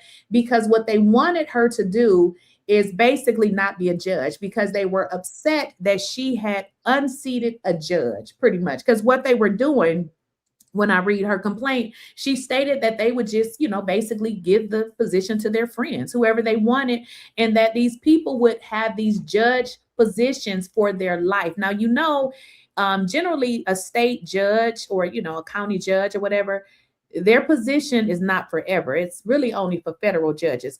But ultimately, they trumped up charges against her. She had to go and get the charges reversed, which it ended up happening. But the Court of Appeal said that they never had evidence to even charge her. So when y'all say Karmelo is guilty, the judge, she received the same fate. She went through a jury trial, everything, and she was found guilty. Okay. So I don't know what they're doing in Collin County, but it's a lot of corruption. So she ultimately came back and she sued them.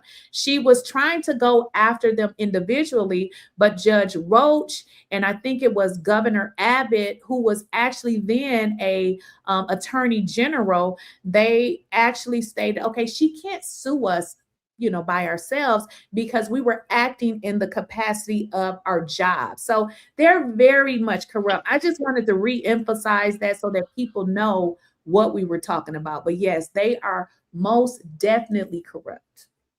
Yeah, and they've done this many a times before. That's why it was a well-oiled machine to railroad Karmelo. And because they're used to it. Judge Roach Jr., who is the presiding judge right now, and Judge Roach Sr., which is his dad, Greg Willis, Ken Paxton, all of them folks know each other.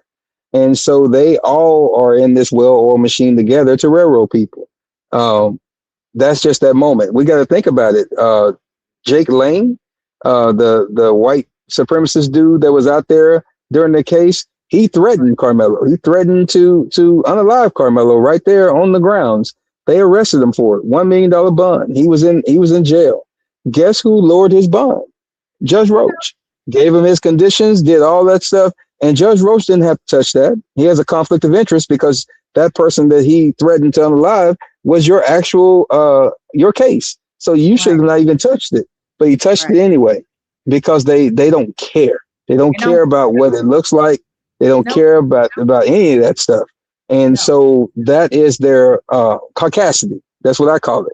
That is them just taking that right that they think they have and doing whatever they want to do, because they think that their stuff don't stink and no one can stop them. And that's what they feel. And so that is why it's important to call this stuff out, like Candace Matthews did when she came up and did the protest thing on the county steps in Collin County. First thing she did is went pulled up records that a lot of people didn't know. We knew, but a lot of people didn't know that even Judge Roach had been charged for messing with an underage kid. And so that's why they did what they did and dismissed all those charges back in. Go back, Dwayne. You going too fast now. Oh, my bad. Because I gotta get Dr. Candace Matthews. You said Judge Roach did what now? Yeah, Candace Matthews actually uncovered that Judge Roach was actually charged at some point in time. I'll say accused. Let's go that way. Let's keep it PC. That Judge Roach was accused of messing with an underage child. And so this is that moment. She brought it. She pulled it up. She said they forget that she got that kind of action. She could do that. And so she was like, the whole moment was fraudulent. And so that's the reason why they stopped To Catch a Predator back in the day, because of the Judge Roach Jr., when he was DA back in the day. They actually dismissed all the charges to all those people that got caught, because his friend who was an assistant DA in another county, killed himself because he got caught. And when they dismissed it, his wife, the widow, sued to catch a predator, and that's the reason why their show got offline. And we know that because we actually spoke to Chris Hansen and his wife, and they told us what happened. And so those are verified events. And so these are the people, and it doesn't have to just do with Collin County. It has to deal with the people that get in these positions, and that's how they act, and that's how they work. And we got to remember, Ken Paxton, our Attorney General, that man was under federal indictment since 2004. I think he just settled that stuff just not 2 or 3 years ago. He did some kind of deal to make them folks get off.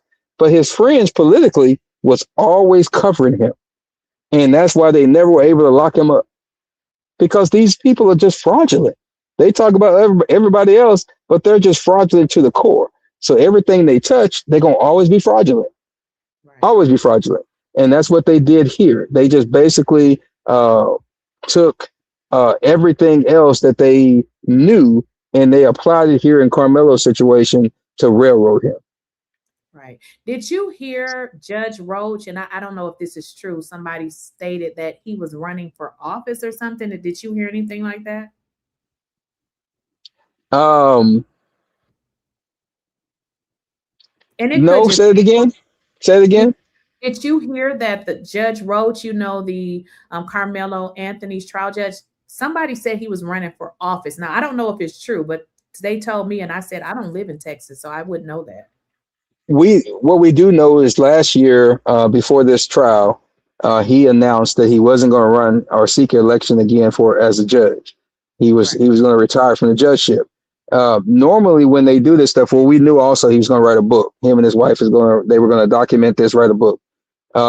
Normally when they do this kind of stuff, they do go into higher offices. They do seek to take over. And in this case, we got to remember that Ken Paxton just ran to become on the federal side. And so his position is going to be open. So all these people always got their friends coming into the next position. Yes. So we may hear him announce that he's going into whatever position next. And that's what it's always about with them. Being in power, having their corrupt friends in power so they continue to do the things that they do every day. Right. And I'm glad you brought that up, because I said just because of this case, I'm not in Texas. I can't vote in Texas. I do not live in Texas.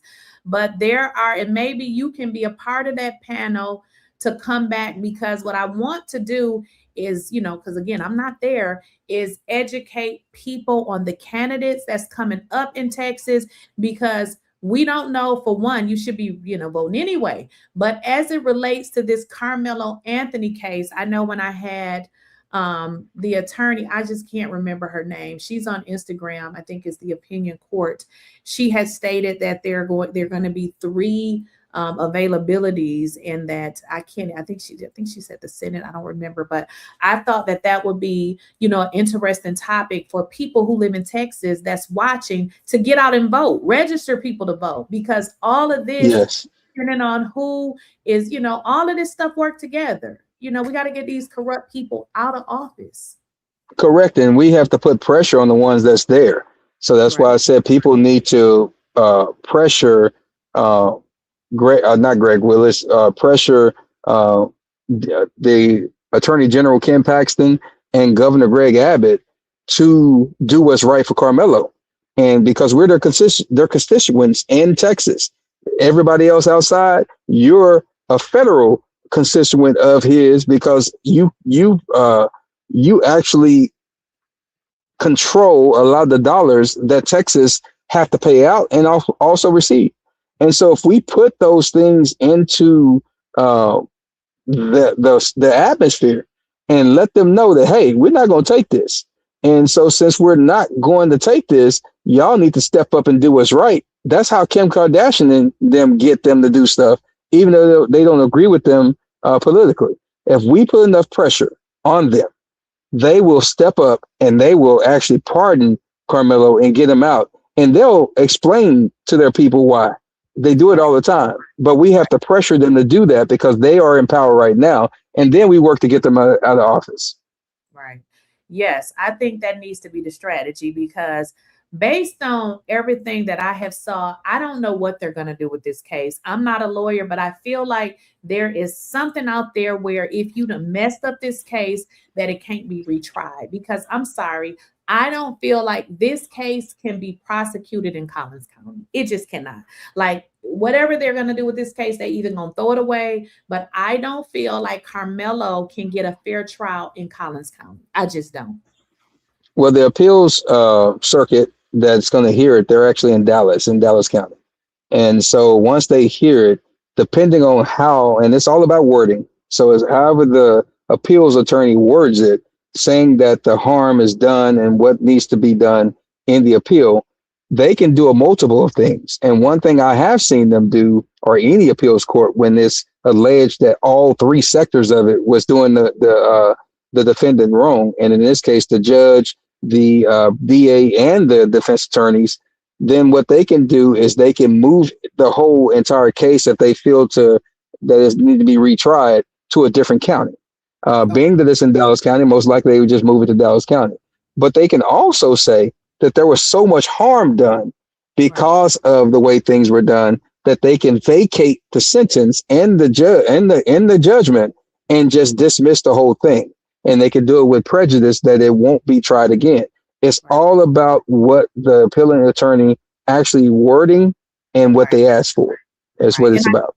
I did hear that. I did hear that the appellate attorney, when they submit the appeal, they have to say that at that time that we can't have this in Collin County. So we'll see how that works. Now, what do you think? And this is kind of like your thoughts. What do you think in terms of the family living? I mean, they're not still in this county. Did they move out of Collins County? I'm not going to say that they actually moved out of Collin County, or that they're still in Collin County. I don't think it really matters the county. What people have to understand that even while we were there at the courthouse, you're dealing with the Collin County Sheriff's Department that whole time. And to just be honest with you, a lot of them were really not understanding how this thing turned out the way it turned out. I'll put it that way. And so being that that's the case, them being in Collin County is a big county, if they are still in Collin County. And they will not face that in most of the cities that they will be living in. Whether in Collin County, Denton County, whether in Dallas County, whether in Tarrant County, whether up in the Sherman area, out in that county area, they won't face that type of moment, living wise. Your problem in these type of moments, and that's in all red states in this union, you face problems when you get hooked up in their system. And if you don't know how to deal with the system and know how to navigate that system and listen to the people that do, you find these type of situations. If we did things the way we were supposed to have, we wouldn't have never gave them the opportunity to be able to do this to him, because they have to have opportunity. The judge is only controlling so much, and that's his courtroom. He can't control the next courtroom. The DA is only controlling so much. If he don't have the case, he can't do nothing with it. Frisco PD can only do so much when you allow them to do it. And so those are the things that we have to learn as a people, that we have to have the right proper people in place everywhere to force them to do the right thing. And if they don't, we can force them about the way or force them in jail themselves. And so those are the things that we have to address more so. And so I believe that even now that this is over with, and even when Karmelo comes back home, because I know he will, I believe that they just need to get them a place rurally here in Texas and just go ahead and live their lives. Get you a couple of acres or a few acres so you can see what's going on and just live, because you're not going to find too many places to live better than Texas to grow your family, make money, and do the things you got to do, because we don't have no state income tax and all that stuff. So you can really make your money and really do what you have to do for your family. With that said, you still have to educate your kids and yourself on the laws knowing the laws, and being able to protect yourself if you do find yourself on the other side of the law. And I think that's what we have to understand, because that's prevalent in any state you live in. People run to California all the time, and they find out real quick. You'll find yourself in the penal system real quick in California, because what Karmelo went through, you have to take 15-step program before you even get to the point of defending yourself in California. And that's one of the most liberal states in the union. And so we have to understand, it's not really about the place. It's about us knowing about the place and protecting ourselves. And we have done a poor job in the state of Texas politically of not keeping these people out of office. We've just said, oh, it doesn't affect me. It's not affecting my paycheck. It's not affecting my house. It's not affecting my car or my bank account. So I'm not voting today. Because in Texas, we have more registered Democrats than we do registered Republicans. I repeat that. In Texas, we have way more registered Democrats than we do Republicans. So there's no reason why we should be a Republican-led state. The reason why we are, because most of those registered Democrats do not vote. That's what And Jasmine. the ones that, yeah, and the ones that do, they tend to vote for the folks that don't even have their best interests, because they listen to the national media about people like Jasmine Crockett that actually stand up for her district, whether you're white, black, or in between. They listen to the national media and say, oh, she don't do her job. She always on TV. And they don't vote for her because of that. And that's just the ignorance of people, of the electorate, not paying attention that you have the power. So put the people up that's going to run that you like and vote for them and keep these crazy people out of office. And we never would have a Judge Roach. We never would have a DA Willis. And we wouldn't have to be worried about this right now, because Carmelo wouldn't have never been charged, because it was self-defense. Right. Yeah. So I think what I was saying is, I'm not, and I tell my audience all the time, I call them hunkies. You know, they think they're better than you. Yeah. The color Yeah. of your skin, you know, that's who they are. Now, I like white people. I don't like hunkies. So I could never live around them. I could never, never. I could never even live in their area. I tell people on my channel, where I know they live, I don't go, because I feel like if you're racist and you don't like people like me, stay out there. You ain't got to worry about me coming out there, because I don't tend to go to places, because I know how this racism works. And then we got this new crazy president in office. I don't go places where I know if I got to call the police, there won't be no black ones. If I think they're all going to be white, I more than likely won't be driving my car that way. I just don't want to deal with it, because I know how they operate. I just do. I just avoid. I avoid. And that's the key. You know, we have a city that's called DeSoto, Texas. It's right south of Dallas. It's still part of the whole Dallas County moment. And I think 80% is black. And this is a well-to-do city that I think the median income for the state of Texas anyway is around somewhere around about in the 80s as far as people's income. You have a lot of $1 million mansions down that way with land and everything else. A lot of your businesses are black owned. And so you have that type of moment. It's just that we don't usually take advantage, because we do try to go live near everybody, because we want our kids to be diverse. We want our kids to be this and that and all this good stuff. But even in that diversity, find a community that fits for you and fits for what you got going down. There's so many places you can move that the majority of the folks look like you. And you don't have to be in a place where you're the only person of color and everybody else is as white as your t-shirt. You don't have to do that. And so we have to start making those decisions better. So when we get into these type of situations, we do not find ourselves alone and trying to situate ourselves for our family. And so that is the key. And it's okay. Let's get our money together, go buy some of this land that's free, and let's go start building our own communities. Everybody else do it. And so let's stop relying on everybody else to have our best self-interest. Let's have our own, and let's stop all this extra and protect each other and support each other and be there for each other. Start building our own schools, start getting our own banks, start getting our own institutions. That way we don't have these problems, because it'll be us controlling us and protecting us. Right. All right, Dwayne, I really appreciate you. I'm gonna text you, but I want to answer a few of these questions that they sent in here. Yes. Um, were the twins setting, and this is obviously you don't know if he wasn't there, but I'm just gonna read the question. Were the twins setting up the tents or this was just at the middle school? Because if all the tents, was it intentional that his team didn't have one? The twins were there to set up the memorial canopies and others if they needed help. Um, Centennial did have a canopy. Karmello came on the early bus. They had two buses coming. They had an early bus that was there for the girls and then the boys that had to run early. And they had a second bus that did arrive during this incident, and it had the canopy on it. So every school had a canopy. It's just that the twins who were tagged to help out, the reason why they were there, because they weren't supposed to be there, they were setting up the canopies, which they did not even set up all the canopies that were there. And so, yes, everybody had their own canopy. They were supposed to be setting them up. That's the reason why they were even there at the event. And I forgot the second part of that question.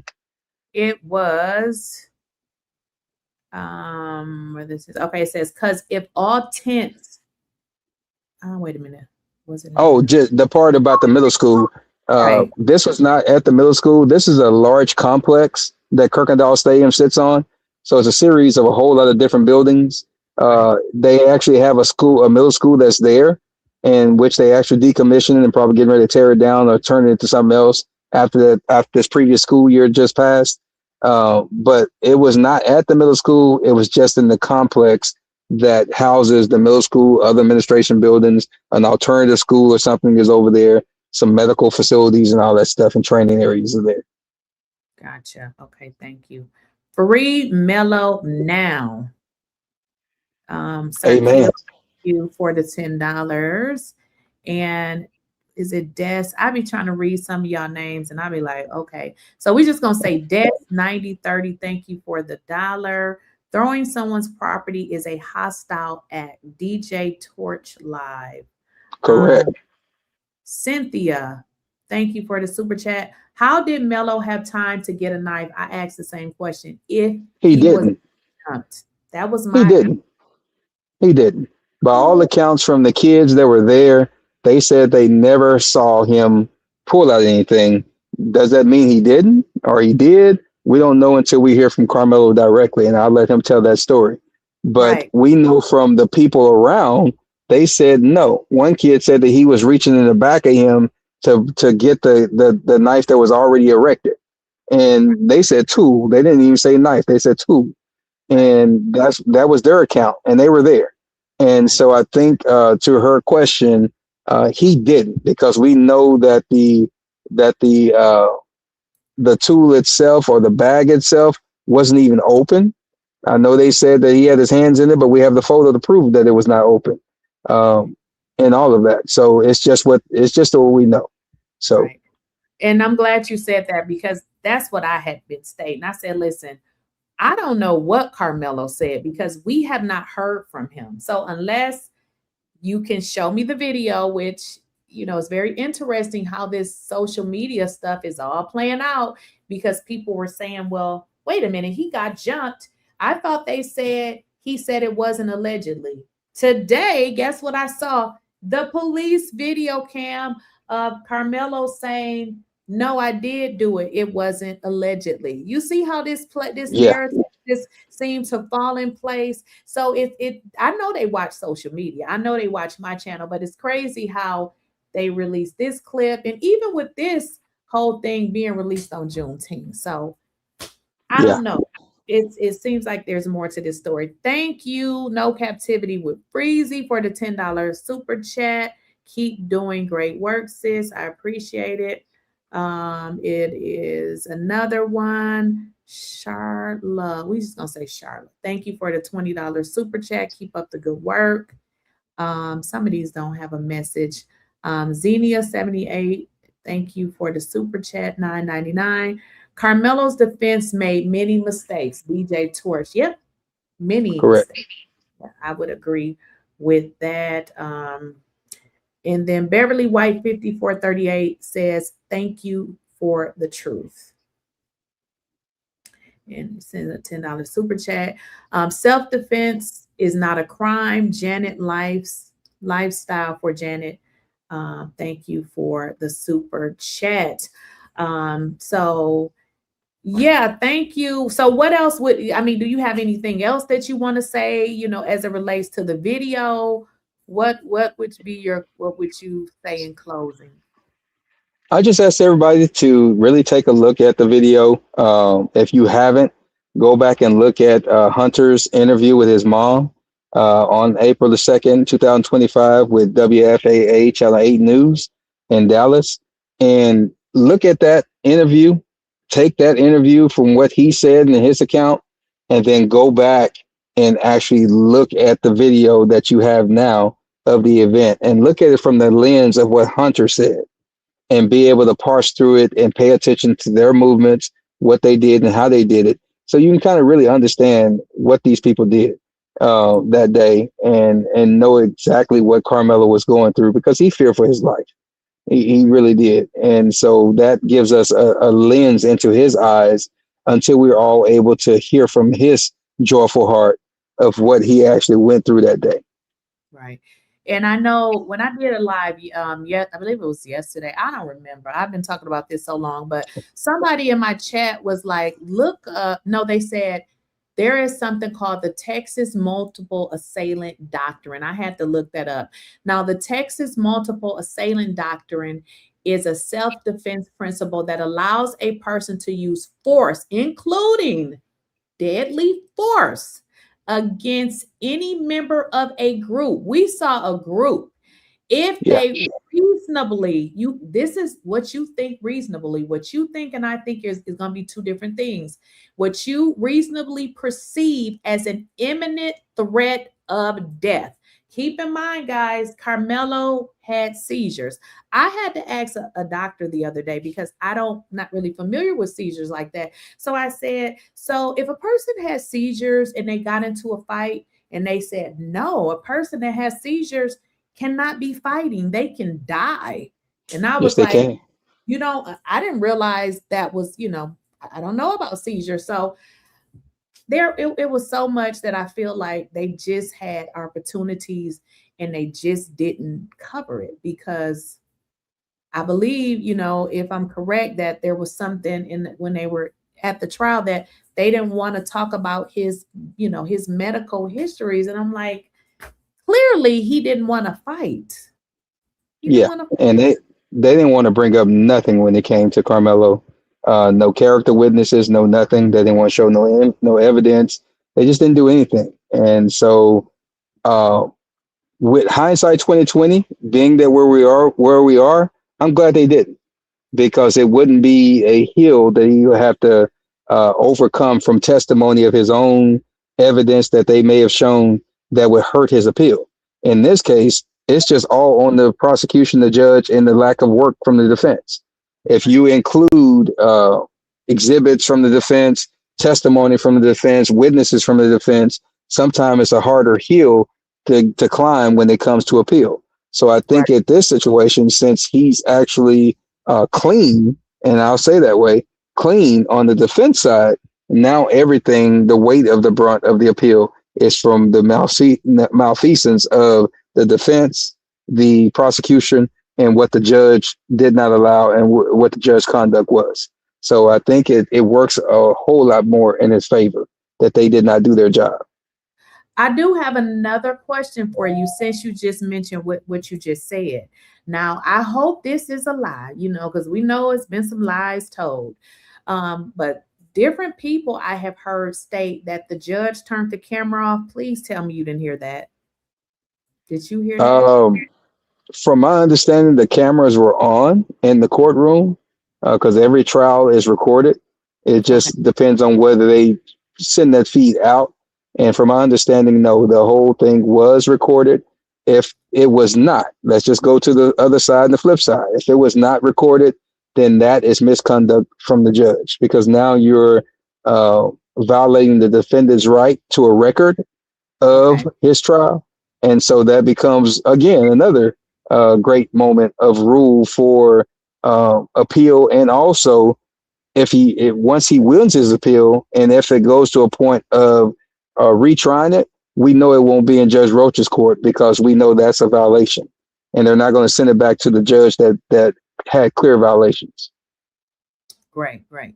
Now I ended up putting your Instagram on the screen because last time I forgot and they was asking me and I ended up putting it in the chat. So I do have Dwayne's Instagram. Is it just Instagram? Do you have any other social medias, Dwayne? I do have X. I have what else do I have? Oh, I have a lot of them.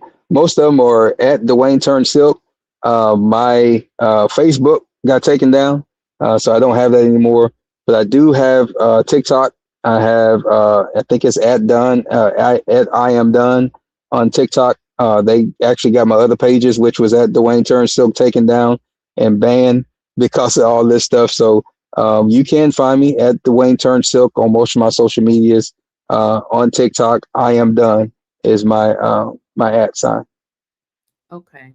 No, I just wanted to make sure, child, because they was like, "What's his Instagram?" So I was like, I follow him on Instagram. I didn't know if you had some other ones, but thank you so much for stopping by and taking your time to, walk us through the video because they were like, "Well, you need to bring him back so he can kind of tell us, what we're looking at." But like I said, when I had called you yesterday, I'm like, "I'm gonna put you on speaker," and you said, Yeah. "No, that's not the video." I pretty much figured that. I said, "Yeah, I don't think this is the video." So, thank you so much for confirming that. Most definitely, anytime. All right. Thank you for stopping by. All right, you guys take care. Bye-bye. All right, guys. So what I wanted to do, I wanted to get into this because 𝐟𝐸�Z had interviewed some women on his channel. I didn't get a chance to watch it. You guys were telling me to go watch it. So I want to react to this video right here because, again, Dwayne already told us what he saw. Now, you guys were telling me about the 3 women, and I'm like, what 3 women are you talking about? So I want to react to this video because these women all saw the video. To one who intrigues, one who intrigues. Yes. You went to go see the video at Frisco ISD. Yes. Is this correct? Yes. What compelled you to want to go even see this video in the first place? Well, actually it was Hunter. Hunter made me want to go and see the video because I was listening to his interviews. And something stuck out at me when he said he was with his brother and then he didn't see the poking. Do I say poking over here or stab? Because I don't know. Listen, you can say stab, knife, or whatever. We raw over here. Okay. Yeah. Okay, so he was saying that he didn't see his brother get stabbed. And I kept thinking, if you're standing by your brother, why did you not see it? And then he also said something like, and I whipped my head around and I saw my brother. So I couldn't put together why he was whipping his head around. Right. So when I found out that I could go see the video, I signed up and made a request and went to see it. And then after I saw the video, I understood what he meant when he said he whipped his head around. So you're saying that he actually told the truth in the beginning without even knowing it. And then when you went to go see the video, it correlated with what you seen on the video. I would say that some of the things that he said in his interview, 90% of it was lies. Oh, man. No captivity. But the part about him whipping his head around, you did see that. I did see that part, yes. Okay, so that motivated you to say, you know what? Let me go see this video down to Frisco ISD. So take us from there, one who intrigues. Okay, so you want from the beginning or when he whipped his head around? No, I want to, and I'm going to read the super chats in 1 second. And I got a cash cow from 𝐿ekezha. Thank you for the support. I'm going to read it in 1 second. 𝐿ekezha, you are on the sponsorship board below so far. So I want you to take us from when you drove to Frisco ISD and the process that you had to go through. Okay, so going to Frisco ISD, it's about an hour, a little bit over an hour drive from me from where I live in Texas. So when I got there, when I went inside, I met up with 2 other TikTokers that was there to see the video. It was Lovely London and it was Kai. So, you know, we made niceties, we said hello, and then we got our badge. They asked for a picture ID. We got our badge. They take us upstairs. I can't remember if it's the 2nd or the 3rd floor, but we go upstairs and we go into this room, and it has 2 rooms to it. One has a little couch and desk and stuff.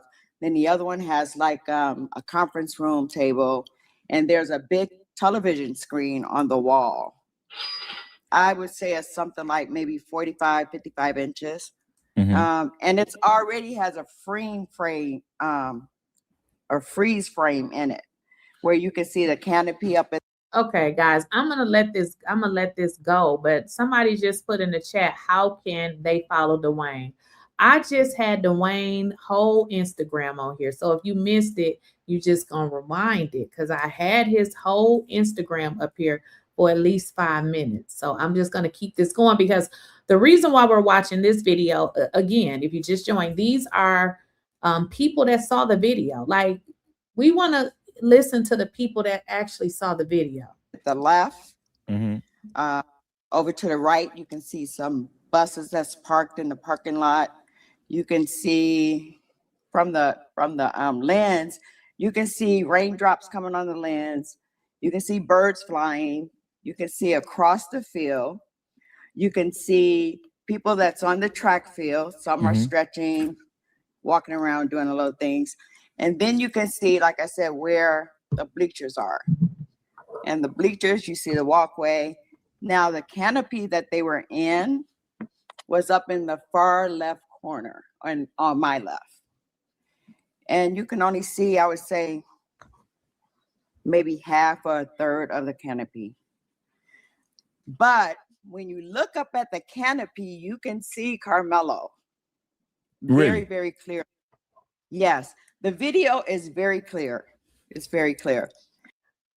Now, y'all hear these people keep saying the video is very clear. Like, the one that we're looking at is not very clear at all. So again, I feel like this video was provided because it doesn't, I mean, you can zoom in, but we know that the jury didn't do that. So I feel like the video that they're holding on to, they're not releasing it because it's too clear. They want us to think that Karmelo was some lunatic when you can zoom in on the damn video and you can see that they actually they jumped him.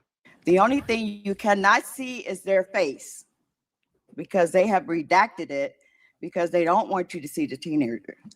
But everything else is really pretty clear. You can see colors, you know, like there was a guy, I'm saying it's a guy with a yellow like raincoat on. You can see umbrellas, you can see things like that. You can see the tarp on the fence. But anyway, when you look up, you can see Karmelo because he's the only thing up there with a gray sweatshirt on. And when we came into the room, the lady kind of told us where to focus at so we can see what we're looking for. So I'm watching, and she also told us that it moves so quickly. Don't turn your head too much or you'll miss it. That's how fast everything moves. So then I see people walking in, and then I see this one group that's 6 people. And then you see 2 people veer off. One goes up the bleachers to the right, then one walks straight across. And you see the boys, there's 4. They walk, they turn, they walk upstairs. they walked directly to Karmello. And who did you perceive these 4 boys to be? I perceived them to be Austin, Hunter, and the 2 friends that he said that they were with.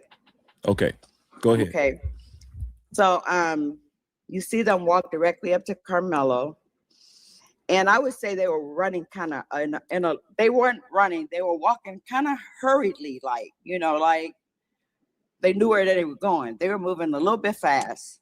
They get up there, and when they get up there, they stop right in front of Karmello. Now, Karmello is sitting closer to the edge of the bleachers. So they walk in, and when they walk in, they pretty much enclose him in that area, because at the end of the bleachers, you can tell it's cut off because one of the boys are standing there. So while you're looking, I see 2 boys in the middle, and they're like moving around. You know, you can see them moving around. You can see them ducking down and things like that. And at that time, all 3 of us in the room went, they're fighting, you know. So after the little action. Well, I noticed you said they are fighting, not he was fighting. So they is plural. Correct. Yes, there were at least 2 of them that I see. That's what I was focusing on, the 4 boys. So after a while, you see Karmello go back a little bit, then you see him come back in. Then you see him go back out again, and the next time he goes out, I'm going to say he kind of went backwards, or however he got over that bleacher, he was kind of crawling a little bit. He stood up. When he stood up, he looked around. He ran up a couple of bleachers, and then he ran down diagonally on the bleacher to the right. When he got to the bottom, he fell. Now, he was moving pretty quick. I mean, he was moving so quick that I didn't even see him jumping over the bleachers. That's how fast he was moving. Wow. So when he got to the bottom, he fell. But at the same time, you got 3 guys coming down the stairs chasing after him. So Karmello gets up really quickly, and then he runs out of the view of the frame. So I don't know exactly where he went. But then I focused on the 3 boys that was running after him. Then they were chasing him, and then all of a sudden one stopped. One stopped, and he turned around, and you can see Austin coming down the stairs, and then he falls to his knees and he collapsed. So when the one boy turned around and looked towards Austin, I thought that was Hunter, because he said he whipped his head around. So, and saw his brother. So then it clicked to me, that's what he was talking about. He tried to walk and get over to his brother, but he never made it there, because once Austin collapsed, there were people down in that area that went to his assistance. And pretty much after that, you know, they called the ambulance. It took a while for them to get there. They came in, they pulled in into the field, into the track field.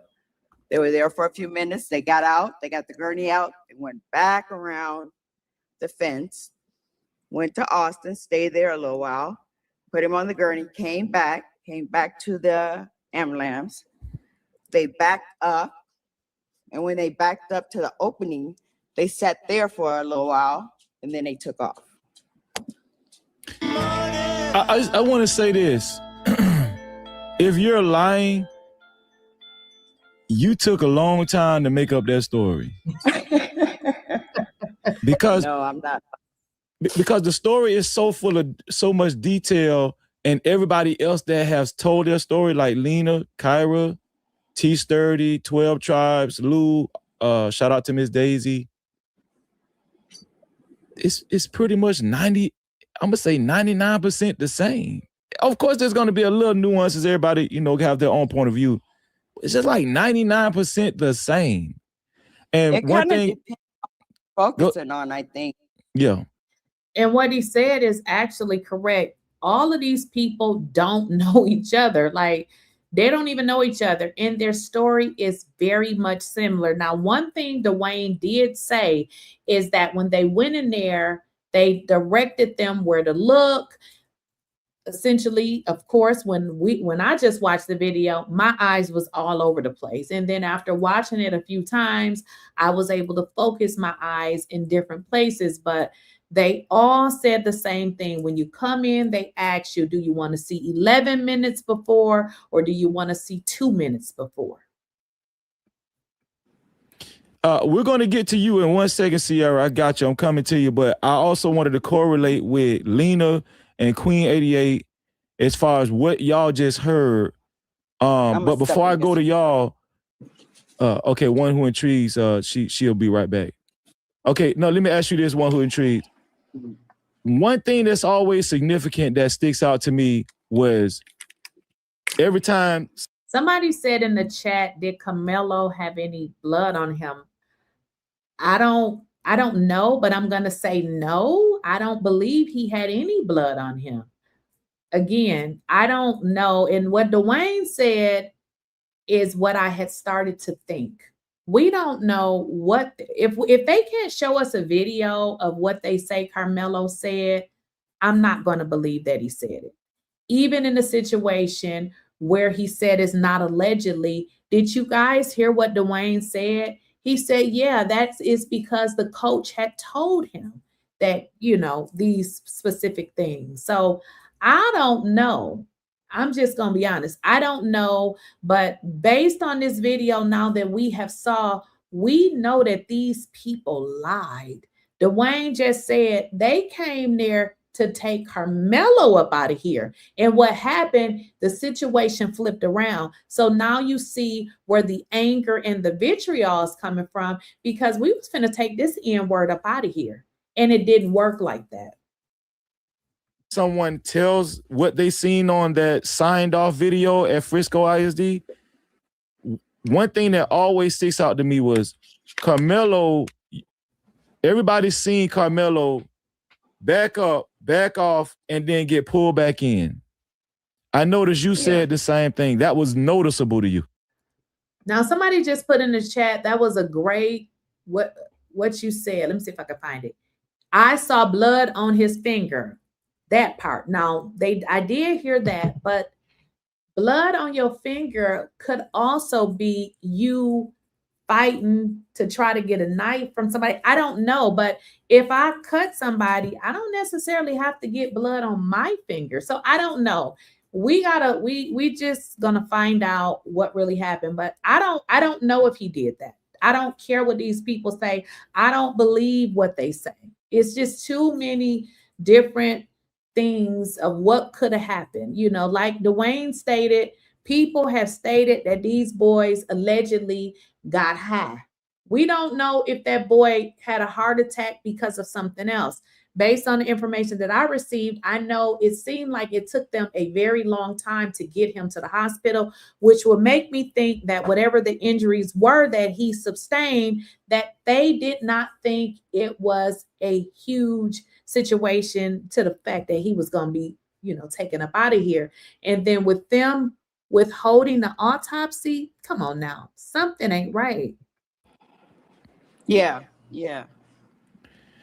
Okay, so the reason why that's very important to me is because in the line of self-defense, if someone is actually trying to remove themselves and they get pulled back in,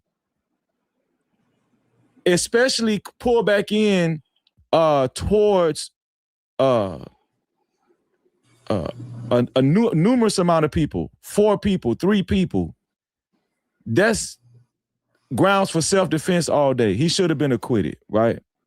Yeah. Also, you said that you could the video was so clear, you could see the rain. You could see the rain and the birds. Yeah. You're not the first person that told me this. Birds, rain, right? All this stuff.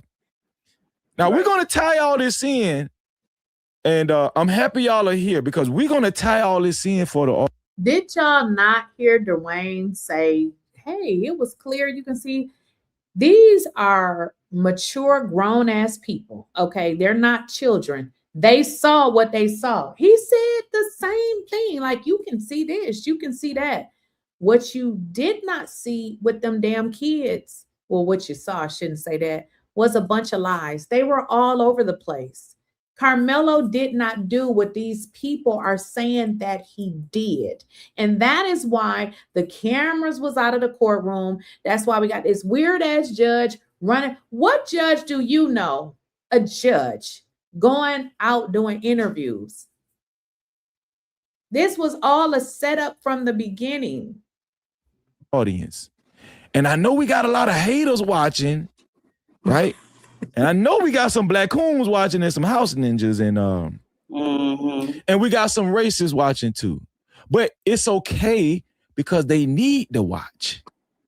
Because we're going to keep pounding this in their face. Right? We're going to keep pounding this in their face because if you can't put this together easily, like most people have, you need to go see a therapist. Something wrong with you. You're narcissistic, or your racism has just gone to a level of no return. And you know, only God can help you. 𝐿𝐻𝐸𝐵𝐷 can't help you after you get to that point. I'm just telling you. You also said, one who intrigues, that when Karmelo ran away, you seen visibly people chasing him, right? Yes, it was three of them. Okay. 3 of them. Now I'm gonna go to Queen. In court, Queen, wasn't that they also agreed that Karmelo did get chased when he ran from the altercation, right, Queen? Yeah, Nathan actually chased him, and actually they played the 911 call of Nathan chasing him. I don't know if she remembers that, but they played Nathan's 911 call when he was on the witness stand. He said he chased him, then he stopped. Remember that? Do you remember that, one who intrigues? I remember them saying that they did see him chase. They said they did see the boys chasing them. I remember that. Yeah, but the 911 call that we actually heard, we heard him chasing him, then he stopped. They played the 911 call in court of Nathan when he was on the witness stand. Nathan is the what? Was the who? That's one of the boys that was over there that claimed he didn't see the knife or see him get it out of his backpack, but he said he stabbed him. I took his notes down verbatim. His name was Nathan. Ah, okay. That's that first boy after Officer Cortez. See, the reason why I need all of y'all is because everybody plays a part in this. Don't y'all see? Everybody plays a part in this. Because the naysayers can pick one person apart. They could try to pick 𝐼𝐸𝐵𝐷. They could pick me apart, right? And say, oh, that's just 𝐼𝐸𝐵𝐷's account. He's lying. No. When we have more than one person, this show is probably one of our most important shows, because when you have more than one person on the show and we're connecting the dots, it's very hard to say, oh, they lying. It's very hard to say that, okay? Now, Lena, what you heard one who intrigues say and the account she gave, was it a lot similar to what you seen when you signed off to go see the video, Lena?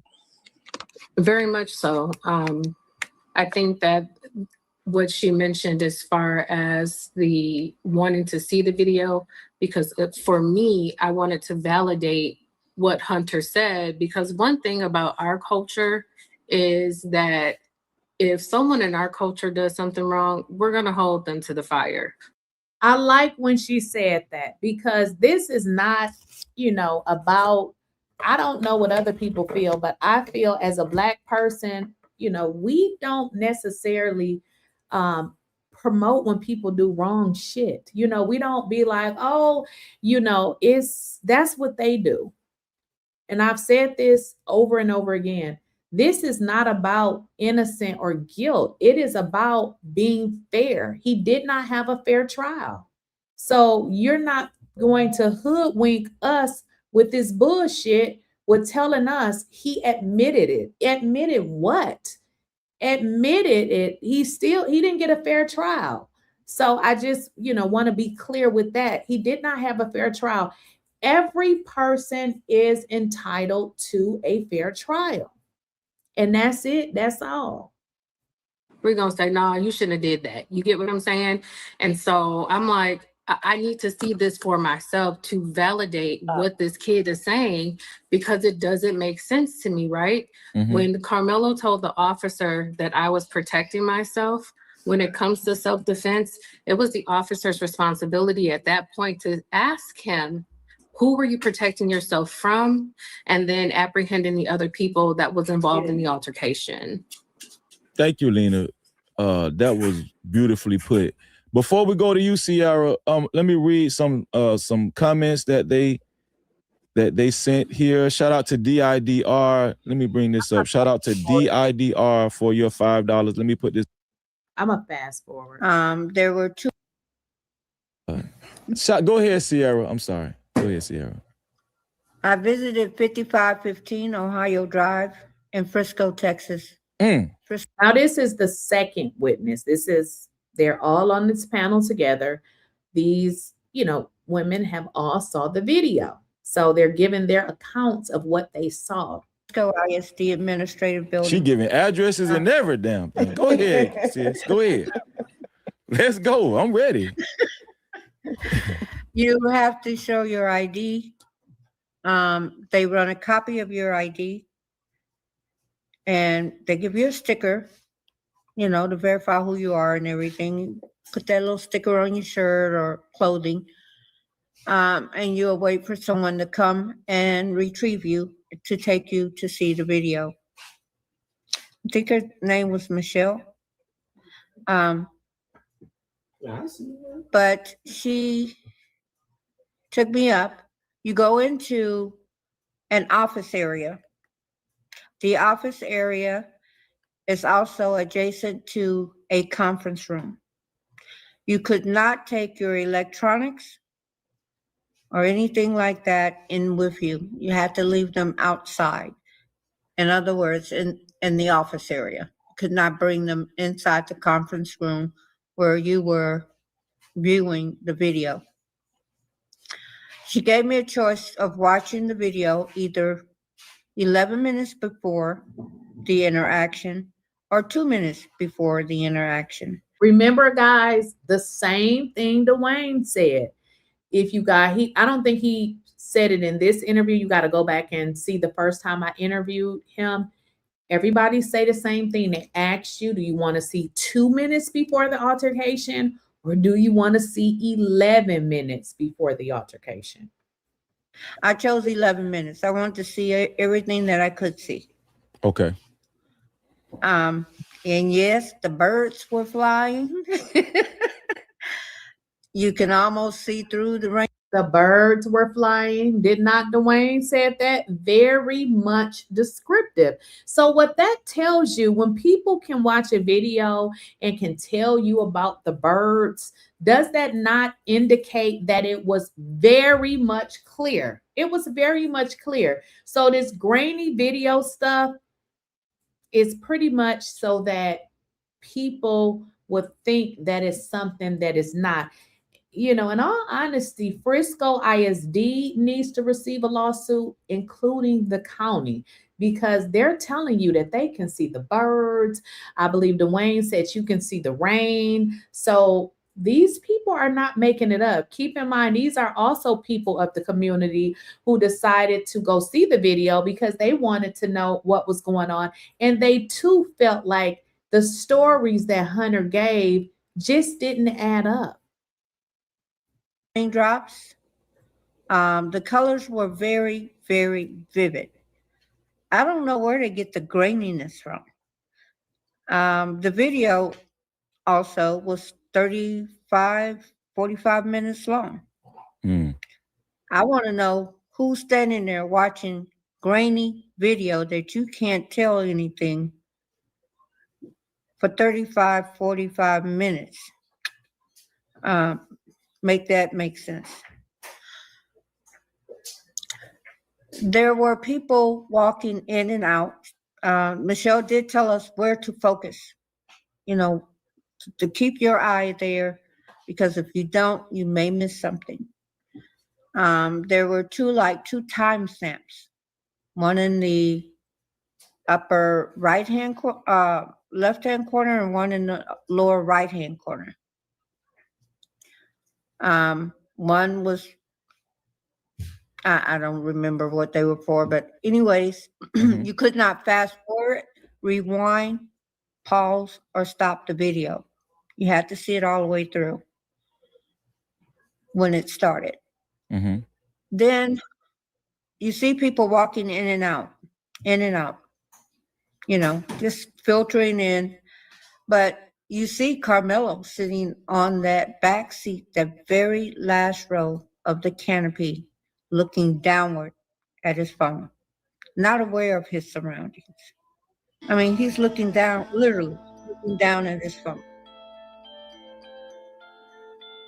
You then see a group of 6 individuals walking aggressively, walking as if they were on a mission. 2 of them veered off. They went somewhere. I didn't notice where they went off to, you know, because I didn't know who they were.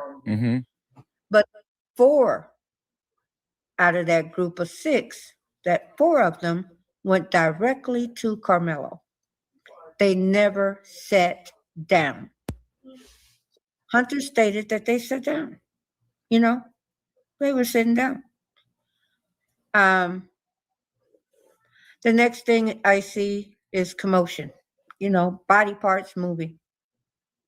There's no sound to the video either. But you see body parts moving. They stood in front of Karmelo like in a half seat type shape.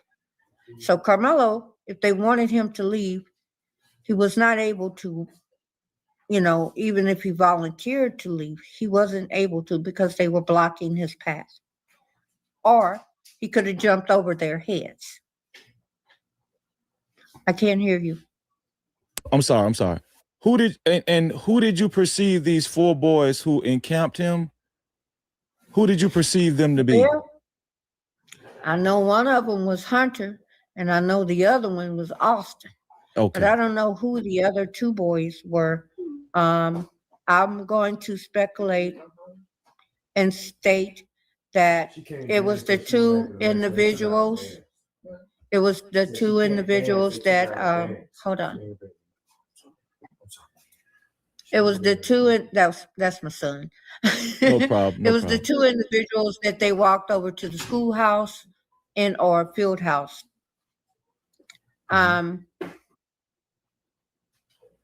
They surrounded him. The next thing I see is I see a hand gesture, like somebody was directing someone out or throwing something out. It was a hand gesture. I can't tell you exactly what that hand was doing. Next thing I see is Karmelo crawling on his backside, outside the backside of the canopy. And he ran up 2 to 3 steps. When he's running up 2 to 3 steps, he stops. He looks around. He did like a football move, you know, like I'm going to fake you out, you know? And did y'all notice that Dwayne used that similar, you know what I mean? So it's really amazing that these people pretty much saw the same thing. We can't, like, you cannot make this up. Can't make this up. He decided to go down his left, our right. He gets down to the base of the bleachers. He slips on the sidewalk and he falls. He recovers quickly. But at that moment is when you see the 3 individuals chasing him. One of them stopped, whipped his head around and looked up. So I whipped my head around and I looked up. Okay, so I'm going to call that individual Hunter. The one that we looked up and seen was Austin, because Austin was holding his chest, walking down those bleacher steps. He gets down to the sidewalk. He walks 2 to 3 steps in front of the canopy before he collapses. And as one who already iterated, the ambulance took about 10 minutes to get there. They drive onto the field through an opening in the fencing that separated the field from the sidewalk and the bleachers.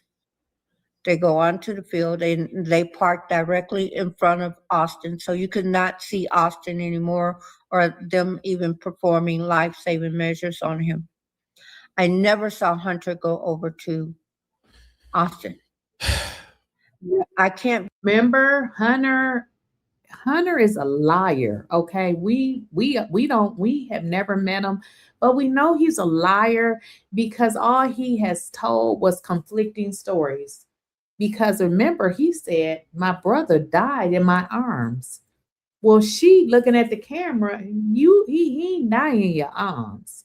Another lie. verify that. I wish I could, but I can't. I think he was, I don't know. I never saw it. But anyways, it took them about 20 minutes working on Austin. And then they loaded him and drove off. Take your time. Sorry. They loaded him and drove. Wait a minute. Did she say 30 minutes? I'm going to have to rewind that because I stated that the information that I was getting from multiple people, it seemed like he was there for too long. Now, I just got to rewind that a bit because somebody who passed away, I guess I don't understand. Why did it take them 30 minutes to get him out of there? Why would it take 30 minutes? Did I hear her wrong? 30 minutes.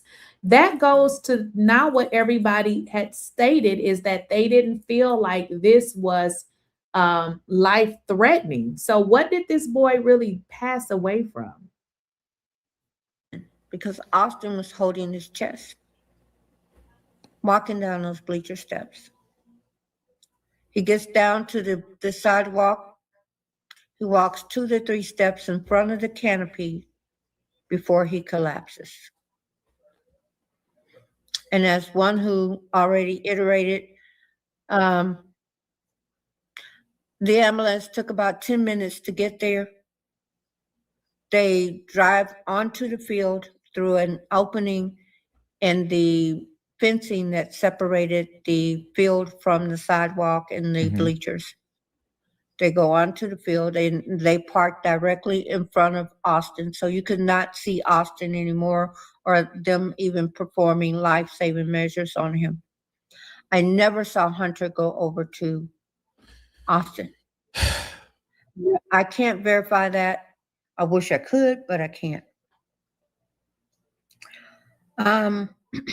I think he was, I don't know. I never saw it. But anyways, it took them about 20 minutes working on Austin. And then they loaded him and drove off. Take your time. Sorry. They loaded him and drove off. They stopped in front of the middle school. And they hesitated there, real briefly, and they moved on to the hospital. But in the interim of all of that, while we were waiting, there were 2 police officers before they moved the canopy over Austin because of the rain. The rain had picked up. This is when they were securing the knife. They took a tarp, a blue tarp, and they secured the poker or knife. Now, I wanted to stop here because she's talking about they secured the knife. The knife of which they never showed during the trial. Now, I know y'all done watched trials before. The murder weapon is always brought in. Why wasn't the weapon brought in? Can somebody tell me why? Well, allegedly, Dwayne has stated that he has heard that because it was never it wasn't Karmelo's weapon. And they're saying that allegedly it was one of them twins, or it was what they used. And he said, you know, it's not really a big thing, because he said everybody in Texas has stuff like that. So not a biggie. But have you guys thought about why they didn't bring it in the courtroom? He said that he heard it had one of their initials on it. This isn't normal, guys. They don't have trials and not bring the weapon in. That's the purpose of the trial. All of these things should have, you know, been able to place doubt with this particular jury. But again, seems like the lawyer was also in on it. When I say the lawyer, I'm talking about Karmelo's attorney, because the weapon was there. You could have brought it, but you didn't. I feel like it wasn't brought in because it had something on it that would implicate them twins. Okay. You know, they try to tell us that Karmelo brought this item to school. I don't believe he did. And I as I started to think about this case, I said, I really don't believe he had it. People have stated, rumors had it, that after they attacked him and vigorously beat him up, he grabbed it, but it was something that they had. But then I've also heard that he didn't actually do the damage that they're saying. I don't know, but I do know that they're not telling us something. A lot of stuff they're not telling us. I'm trying to find the words now, the knife.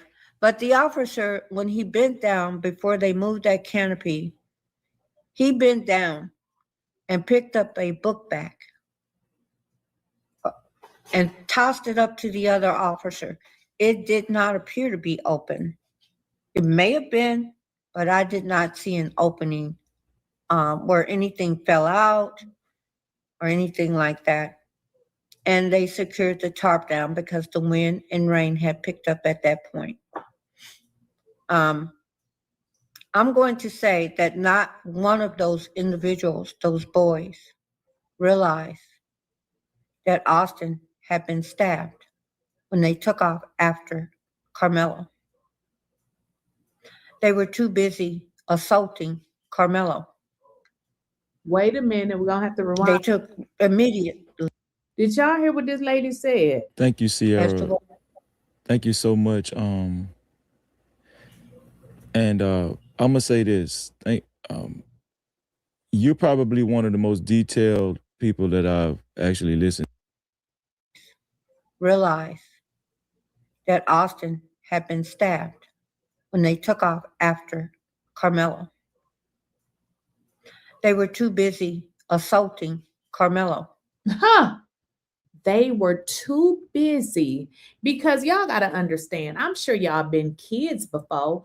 When you are jumping somebody and you are attacking them, the thing that you're not doing is watching out to see if the person that you in this squabble with, your friends, you know, jumping on this person, you're not looking to see if they're okay, because it's all a fight. So they didn't notice what had happened to Austin because they were engaged in jumping on Carmelo. This makes perfect sense. Of course, they wouldn't see that Austin had gotten hurt. But it also leads you to believe, why wouldn't they see what had happened to Austin if it was Carmelo that had did it? Because keep in mind, they were pursuing Carmelo. So that's why it's kind of up in the air. I don't know if Carmelo actually did this poke that took this boy out of here. Either it was the stuff, alleged drugs that he had already been doing, or he fell on it. But I feel like there's a lot of other things that could have led to what happened to this boy.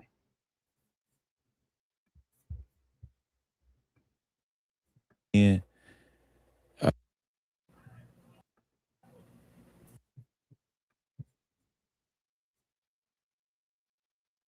Poker or knife. I'm trying to find the words now, the knife. But the officer, when he bent down before they moved that canopy, he bent down and picked up a book bag and tossed it up to the other officer. It did not appear to be open. It may have been, but I did not. Did y'all hear what she said? Remember, y'all, they said he took it out of the book bag, right? So he took it out of the book bag. So you think somebody took it out and then zipped it back up? First of all, I don't even know how he would have took anything out. That was a ambush. He never knew that that was coming. That boy didn't have time to get shit. I don't care what they say. So what she's saying is if he took something out of a book bag, it would have still been open. She said, you can see that it was tossed. This story don't add up, y'all. It just don't. See an opening where anything fell out or anything like that. And they secured the tarp down because the wind and rain had picked up at that point. I'm going to say that not one of those individuals, those boys, realized that Austin had been stabbed when they took off after Karmello. They were too busy assaulting Karmello. They took off on Karmello. So I'm going to land it there, and that's my testimony. Thank you, Sierra. Thank you so much. Exactly. There was no time for him to unzip his bag. That is a lie. They set this boy up. There was no time for him to unzip a bag. They try to portray it in court like he came there, which, okay, is making sense now. He didn't come there to fight, but they ass most definitely came there to fight. You see how these hunkies flip the narrative? They take what they did and make it seem like you did it because they're liars. That boy didn't. So how do I have time to get a bag? She even says that Karmello was looking down on his phone. He never knew what they was trying to do to him. He never knew it. This was a setup from the beginning. And I'm gonna say this. You're probably one of the most detailed people that I've actually listened to. I'm talking about from beginning to end. I think you did a wonderful job. I wish my memory was as good as yours. But I want to say this. I don't know if I missed it, but just like one who in Tree said, she said she noticed Karmelo's body go back and then he got pulled forward. Did you notice that? I don't know if you said that during your. I must have. I didn't listen. If you were focused in on certain areas, you're gonna miss something. And that was the reason why Michelle instructed. Well, you want to notice what's going on in this area right here, because if you look elsewhere, you're gonna miss it. Because we could not fast forward, rewind, pause, or stop the video. Right. So I may have missed that. No, listen, I'm happy you're saying this because it lets people know that you're not trying to fabricate. You're telling what you've seen, right? And okay, let me just say this because I don't want you guys, if you're going to send a super chat, please don't send a super chat saying, go watch another channel's video. Because I'm not going to read it, okay? Like, you can't come on my live sending a super chat and telling somebody to go watch somebody else's video. Are y'all okay? So if you're going to send a super chat, don't send a super chat saying, go watch this. Like, I mean, come on now. I appreciate that. Now, I'm going to go. Queen, I noticed you put your finger up. Did you have something to say, Queen, before I go to Lena? she's not lying, because when you're actually inside the court and you're listening to like the officer's testimony and then also looking at the body cam, it's coinciding with what she said. I noticed when she said that they got there and put the blue tarp over the knife, they did say that Officer Cortez. Exactly. I like this one. You said, I remember Queen Sheba said someone testified that they began CPR on Hunter. Why would someone administer CPR on a stab victim? You see what I'm saying? They act like we stupid. We're not stupid, but on the other hand, they are. This shit don't add up. They don't. You know how somebody tells so many lies that they start to forget the lies? This is what this kind of reminds me of. It's so many damn lies, and it's irritating. Just like these women on this live stated, they said, I got up and went and looked at the video because I was watching Hunter and his ass was lying, is what they said. They didn't say that, but what they said was his stories didn't make sense. So they wanted to watch the video so that they can get a good idea of what had taken place. That's kind of how we're all gathered and have become supporters of this, because we know that Karmello has been railroaded. We know that now. We know that they lied.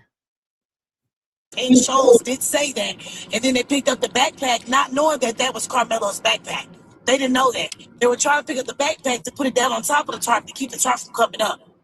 So I was just saying, from my recollection, what she said is matching up to what the officers were saying. That detail that Sierra gave was actually, it came out in court. Okay, that's what Queen is. Thank you, Queen. I mean, I love y'all, man. Lena, you heard what Sierra said. You seen the video, Lena. You signed off to see it. Was what Lena said way off from what you seen?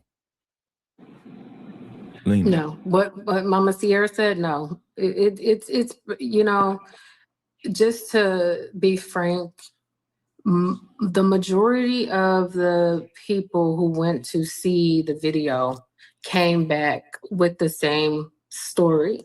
There may have been variations. Wait a minute. She's saying what I just said and what y'all hearing everybody said.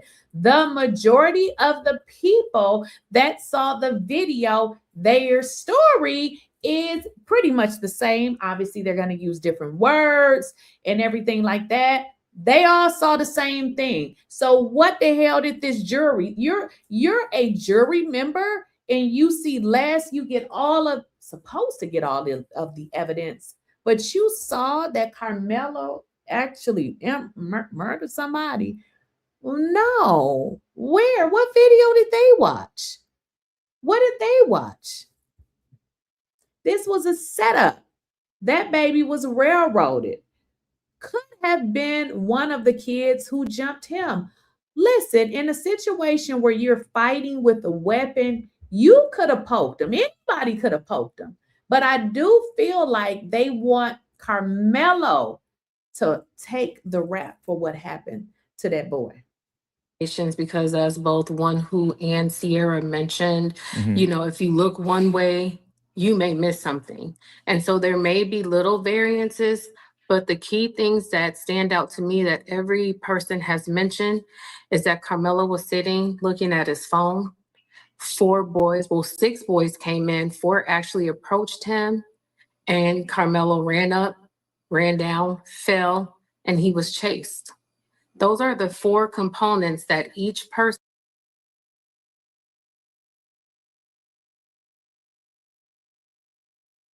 I'm going to read this super chat. The voice of him starting to think Austin Metcalf fell on the tent too and impaled himself. That's why they aren't showing the other half of the tent when Carmelo Anthony left. Looks like the boys fell down the bleachers. Heart attack maybe, because think about it. They say, oh, well, Carmelo admitted it. He never said I stabbed somebody. When you say, if I get into a fight with somebody, Yes, I beat they. Okay, I'm gonna admit to that. Now we don't know when he said what he said. He never said what he was admitting to. He could have been admitting to fighting. Okay, so to say that he admitted it is a lie. That's why I say no. I need to hear him saying that is what he admitted to. I do not believe now, after watching that video, that he poked anybody, because I'm still trying to figure out, how did he have time? And then they're saying he unzipped a book bag. The story that they told is that Karmelo was sitting there. They asked him to leave. He got mad and pulled out a poker. That's not what we saw. He was jumped by at least 4 boys. He was jumped. And I don't believe now that he actually stuck that boy with that thing, because he was surrounded. If you're surrounded and you sitting down and everybody is around you, how can you bend down in your bag and get something? When I look at the video, this is what I see. They were getting punches in on that boy. I feel like when we saw him go back, it's because they was hitting him and he lost his balance. I don't believe he stabbed that boy. I just don't believe it. Based on this video that they tried to give to us like we was dumb, it is confirmed. So, at first I thought, okay, well, he was defending himself. I don't even think he actually had it now. I'm just trying to figure out how. Like, everything happened so quick. I don't believe he did. There was one involved, but I believe it belonged to one of them. And that is simply why they never brought it to court. What kind of damn case is that? You don't bring the actual weapon, but say you have it, but you're just not going to bring it to court. That doesn't make any sense. And that I've heard, except for oppositions and everything else, have mentioned in their story when they retell what they saw in this video. So what I want to do right now, and thank you for rejoining us, One Who Intrigues. Thank you. What I want to do right now, I'm going to play a video by a gentleman. He's a news anchor for Court TV. He said that he was inside the court, and he's one of the people that's actually insinuating that you guys can't know what you're talking about. You're fabricating. And what he's seen in court, he know for a fact what he's seen in court does not line up with what you guys are saying. So he said, I don't know, these people that say they seen another video, I don't know what they're talking about. I actually went to court. Now, the reason why this live stream is so important, Queen was also in court, and One Who Intrigues was also in court. Go ahead, Queen. They played the day that I was there when they played the video. I didn't see none of that. It was blurred to where, and then they would start at like bits and pieces, so we couldn't see. All we seen was. Okay, so the reason why I want to cut her off really quickly, Queen was actually in court. So the great thing about this panel is you have people who went in to see the video, the clear video, the video that you can actually see what's going on. And then you have Queen, who was at court, and she's saying what she saw. Now, what this does is paint a picture of corruption, because Queen says, no, that ain't what they showed us.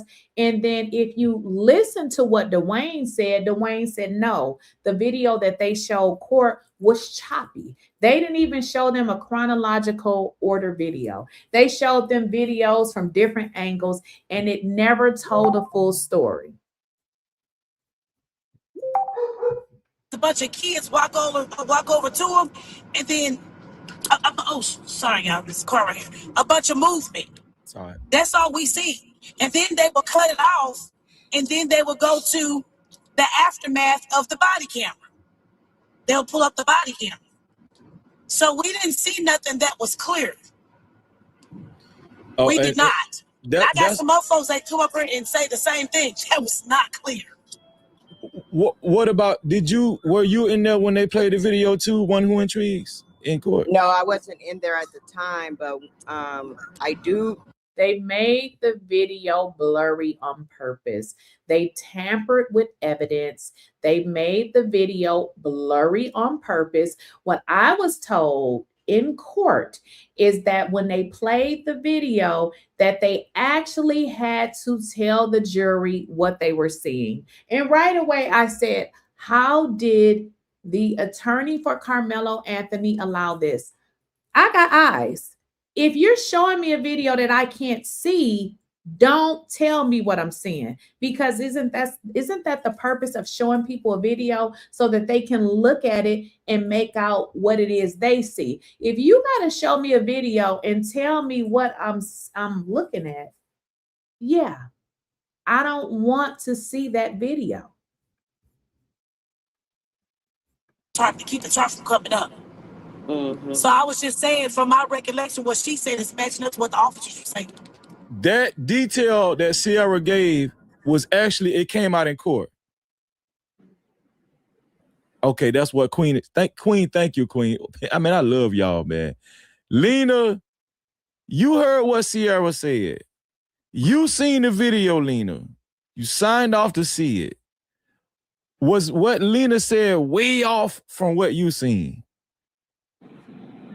Lena. No, what Mama Sierra said, no. It's you know, just to be frank, the majority of the people who went to see the video came back with the same story. There may have been variations because, as both One Who and Sierra mentioned, you know, if you look one way, you may miss something. And so there may be little variances, but the key things that stand out to me that every person has mentioned is that Carmelo was sitting looking at his phone. 6 boys came in, 4 actually approached him, and Carmelo ran up, ran down, fell, and he was chased. Those are the 4 components that each person that I've heard, except for oppositions and everything else, have mentioned in their story when they retell what they saw in this video. So what I want to do right now, and thank you for rejoining us, One Who Intrigues. Thank you.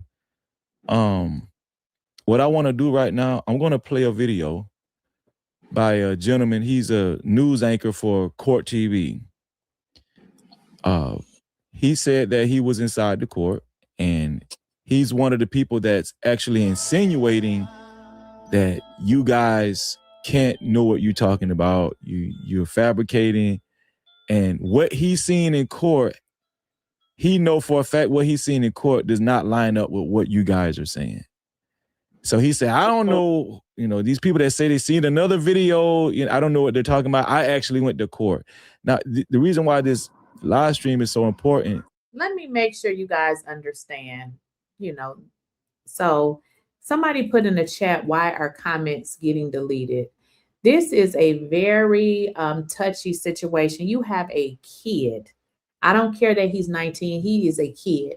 You will not come in my chat and say disrespectful things. This ain't the difference in opinion channel, okay? You can have a difference in opinion, but if you're being disrespectful, we gonna delete you and block you. Just so you know, I don't have time to go back and forth with people. You definitely can have a difference in opinion. You can have a difference in opinion. It ain't what you say, it's how you say it. Queen was also in court, and One Who Intrigues was also in court. Go ahead, Queen. They played the day that I was there when they played the video. I didn't see none of that. It was blurred to where, and then they would start at like bits and pieces, so we couldn't see. All we seen was a bunch of kids walk over to them, and then oh, sorry y'all, this car right here. A bunch of movement. Sorry. That's all we see, and then they would cut it off, and then they would go to the aftermath of the body camera. They'll pull up the body camera. So we didn't see nothing that was clear. We did not. I got some more folks that come up here and say the same thing. That was not clear. What about, were you in there when they played the video too, One Who Intrigues? in court? No, I wasn't in there at the time. That part, what you just put in the chat. Karmelo never said what he did. He said he put his hands on me. And some people say, well, why he didn't say they or all of this? Just stop it, okay? We're not perfect people. We make mistakes. He never said anything. He said he put his hands on me. Now, there is a video when he said it's not alleged, but he did not say what, like, for instance, he got in a fight. He just said it wasn't alleged. That boy never said that I poked somebody. So I think we're taking these little bits and pieces and we're making something to be. We ain't never heard Karmelo speak. They set him up. If you don't think that they set him up now, you just don't want to think it. Because again, I'm not supporting him because of his color or nothing like that. But my number one issue is now this is where it becomes color for me, is because you have now another Black young man that's being railroaded yet again by a system. We're talking about a child, to me, still a child that got good grades, that did everything he was supposed to do. But now we have a system that railroaded him. That's a problem. He didn't get a fair trial. I don't know. If you don't understand it, you don't want to understand it. But I wasn't in there at the time. No, I didn't see the video. I was in there at one time when the prosecutor was talking about the time frame of what happened. And I kept thinking that's not lining up with the time frame that I remember on the video. Wow. Thank you for that. Go ahead, Lena. I was going to say what we noticed, though, during the trial is that what the prosecution did was they did a spotlight video. So basically, they specifically focused on every movement of Karmelo. And then whatever said incident that transpired. What they also did was to try and make it to where people can see, or maybe to create an illusion, they zoomed it all the way in. Because remember, we saw it on a 4K TV, but they had like a 1083p. So when you're zooming in and you're doing things of that nature, it's going to distort the picture. It's going to make it grainy. It's going to make it pixelated. And so that's what they were presented in court. Now, one other thing I want to mention is that just, as one who stated, the timestamps are different. When we saw the video, we had a clock in the corner. We also had a timer. So the timer was running, but there was... Y'all hear that? Did y'all hear that? I said that. Not only is the video, it's not cohesive, it's jumping. You can look at this and say, this ain't a full, this is edited. There's no timestamps. Y'all know that when you're recording the video, it's not any timestamps because it is not the original video. She said that when they went to watch the video at Frisco ISD, all of these things were there. Now in court, it's not, because it is not the original video. They edited that video to fit whatever narrative that they wanted to show that jury. And that's exactly what they did. And his attorney, Karmelo's attorney, needs to be arrested. He needs to be arrested and he needs to lose his bar card.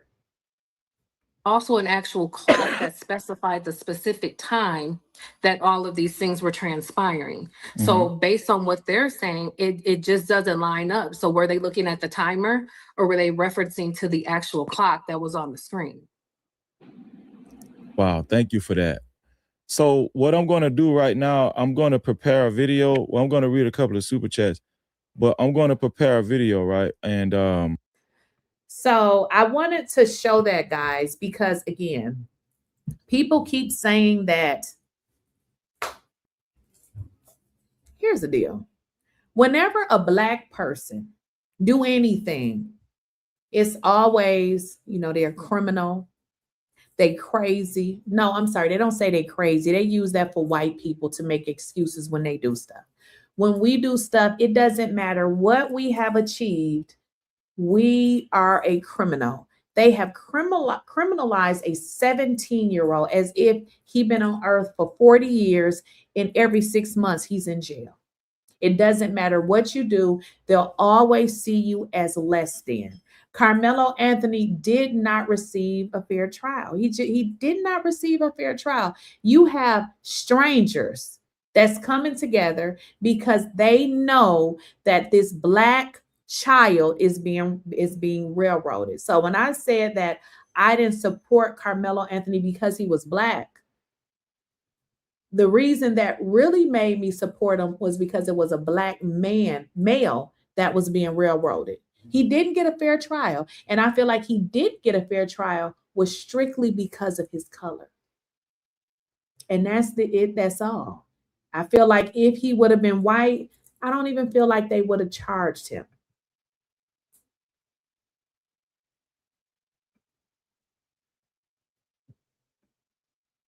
What is the girlfriend's relationship with the so-called cousin Eddie? I don't know. I'm going to play this guy named, I think his name is Cody. I forgot I did have his last name. I'll get his last name in 1 second, but his name is Cody something. He works for Court TV. And what I'm going to do is he's going to play this video. I know what video he's going to play because I actually saw it. So he says that he saw a different video. I'm all about numbers. If more people say that they saw a video and that it was not grainy, keep in mind too, it was the white lady. What was her name? Daisy. Daisy said she saw the same thing. So we're just gonna listen to what this other guy says, but I'm on the side of the people that all are saying the same thing because they don't know each other. What reason do they have to lie? You even got Daisy, and Daisy actually came on his show and she didn't even show her face. So that should tell you something. You know, she didn't even want to show her face because, as I said in an earlier video that I did, we found now Austin Metcalf's mother online as if she's sending her supporters to harass people. I'm going to play what he said. He did an interview on Court TV, and I'm going to let you guys hear what he had to say right after I read some of what the audience said. And they might have, are you guys okay? They might have some questions for y'all from the audience too. Are y'all okay with answering audience questions? Okay. Let me read this. Can I just tell these ladies that actually seen the video that thank you? Because now we were arguing over, literally I've gotten to arguments. There's 2 videos. No, there's 1 video now. Right? That's a fact. It's just the way. Thank you, Queen. Remember, there's 1 video. Hey, Queen, don't you sometimes you say to yourself, are these people dumb? Like, yeah. Are they slow? Did it take them that long to put it together? Go ahead, one who intrigues. I like that. There is 1 video, but unfortunately, it's 2 videos. I mean, we know the one that they showed in court, and then we know the one that is the authentic real video. Yeah, I wanted to ask Queen. It's 1 because I was thinking it was 2. The way I'm so confused, y'all don't understand. I'm thinking it's 2 videos. I'm like, right. I was dumb. It's 1 video. Somebody said they need to subpoena Michelle from Frisco ISD. Now I know you ain't lying because that is who I have emailed, and that was the lady that told me via my public, I think it's like a public information request, that they had ultimately decided to, well, actually, she didn't say they, but she said the Attorney General made the decision that they are no longer showing that video. So you ain't lying at all. Okay, because I thought I heard them say, I thought I heard someone that was in the courtroom say they had 4 different angles of the video. Is that true? It was 4 different. My friend Sid told me that was in there. Majority of it, that they were showing different angles. They also showed the jury some stuff too. They would kind of show us a little bit and then show the jury and turn it to the jury. They did not want to show that video. The only thing they kept showing was a little bit of that straight body cam. After that. You know what? I want to mention that when I was hearing about the timestamps of the video, it was not only not lining up with me, but it seemed to be some kind of confusion with the witnesses too. I do recall that the prosecutor, one of the witnesses said that they were crowded around Karmello, which is. I just want to answer this question because I did a video on this. Can a lawyer subpoena directly? I think you're saying, can a lawyer subpoena the school? He did. They didn't show up. He was supposed to. Now, if they didn't show up, you can issue a warrant for these people arrest. The lawyer did nothing. So he did subpoena the school. They still didn't show up. And it goes to also the culture that Dwayne was speaking of. They're probably friends with the judges and all of these different people. All of these people work together. So yes, the lawyer did subpoena the school. And they were saying that, I think it was another attorney on Facebook was saying that I guess he got the file and was saying that the subpoenas had been returned basically unserved. So yes, he did subpoena them. It's true. They had him kind of circled in there. But then the witness said one of the witnesses said that they had him surrounded. And the prosecutor said, no, I think you might be a little confused. Let me show you this video because didn't they surround him after the poking? And I said, I'm thinking to myself, no, they didn't. They had him surrounded before. Wait. So it was kind of like the prosecutor leading the witness. So it was kind of like the prosecutor was leading the witness. He was not only leading them, he was manipulating the film because he showed them the video where the kids were running out of the tent. And that did not happen until Karmello was out of the tent. Okay, y'all got to stop spreading lies. Michelle has, listen, people, didn't I just tell you that I spoke to Michelle? Michelle is not fired. That is a lie. She still worked there. Michelle, the lady that showed the video, is still working there. She was not fired. That is a lie. I never knew who she was until I requested to see the video. She ain't fired. She still works there. So that's just not true. If she was fired, I would have never had any kind of dialogue with her because she would have been fired already. I just spoke to her last week. So how is she fired? Wow. And I remember when I was watching the video just from the action that was happening, because when Karmello came out, you can see that nobody knew what was going on because nobody reacted. And then all of a sudden it's a burst of kids that run out from up under the canopy. By that time, Karmello was almost at the very end of the bleachers. Yeah, he could have been in Egypt by then. Yeah. How fast? Yeah. So this is what Kyra said. Kyra said, how could they have surrounded him after the stabbing if he ran to a coach? Exactly. Because that didn't happen. And that was one of the problems I was having with a lot of the testimony because it wasn't adding up. It wasn't adding up at all. Let me read a couple of. So guys, again, we all had the same issue with this entire case. Is it just didn't add, it didn't add up. And again, when people lie, I guess they're just lying to, give an answer to whatever it is that you're asking. This entire case has been lies. The judge is corrupt. The district attorney is corrupt. The school, everybody is working together. Carmelo Anthony, finally the video was leaked, but we know the video that they now showed us is not even the full edited video. Make sure you guys, if you're in the chat, make sure you go ahead and like the video. Liking the video helps us to get the video further into the algorithm, because what we want to do is continue to talk about Carmelo Anthony. I feel like if we were not doing videos all on social media talking about these corrupt people, maybe they wouldn't have even leaked that. But what they fail to realize is we have an ability to think outside the box. The video actually proves everything we stated. Now, I was able to find this one right here on TikTok.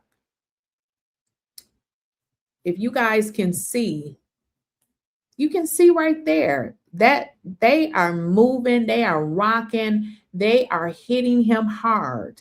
This is a fight. So you telling me they couldn't see that? This was a full-fledged fight. Carmelo was fighting for his life. I also need to let y'all know, a person that has seizures can die. So his life was on the line. He could have died. They hitting him all upside his head and in his face. He could have had a seizure. He could have died. And then you throw him in jail for 35 years. And then all the racists come to the chat and make hunky racist comments. These people are sick and disgusting. Sick and disgusting. Well, guys, I'm going to get out of here. We've been on here for 3 hours and 10 minutes, which is kind of way past the time that I try to be on here. But again, make sure you guys like the video. If you have not subscribed to the channel, go ahead and do that. And make sure once the video ends that you hype up the video, and I'll catch you guys in the next video. And also, thanks to everybody, and it's a lot of y'all that's been sending me all of this stuff. I think what I'm going to have to do is just do an email dedicated to just the Carmelo Anthony stuff, because I need to be able to keep up with it, because it's a lot and y'all sending me so much stuff. But thank you to all of the people that's sending me stuff. One lady, she sent me, like, I feel like this is her full-time job. So I'm loving how we all connected to come together to, you know, put out this content as it relates to Carmelo Anthony. And I'll catch you guys in the next video. Yeah. Okay, I'm listening. Go on. Yes, I'm typing it all down.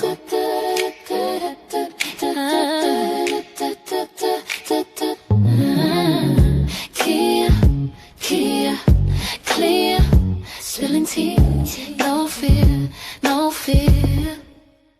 They talk loud, but I'm still here. Lakeysha Keysha, say it clear. I don't lies right here.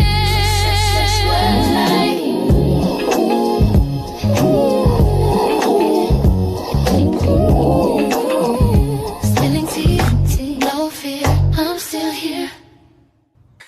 Da da da da da da da da da da.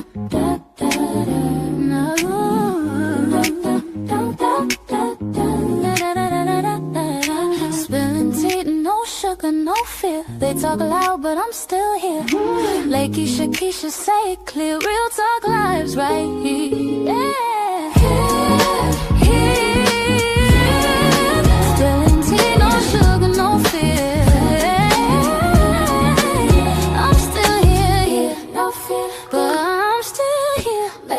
Lakeysha, say it clear. Real talk lives right here. Yeah. Make sure you subscribe to Lakeysha Keysha, my dear. Hey.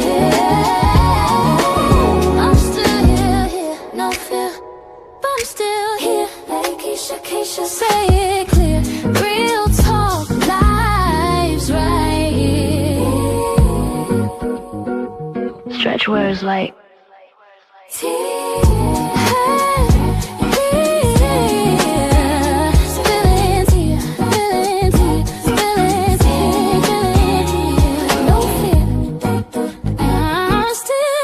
spilling tea, no sugar, no fear. Make sure you subscribe to the Lakeysha Keysha channel.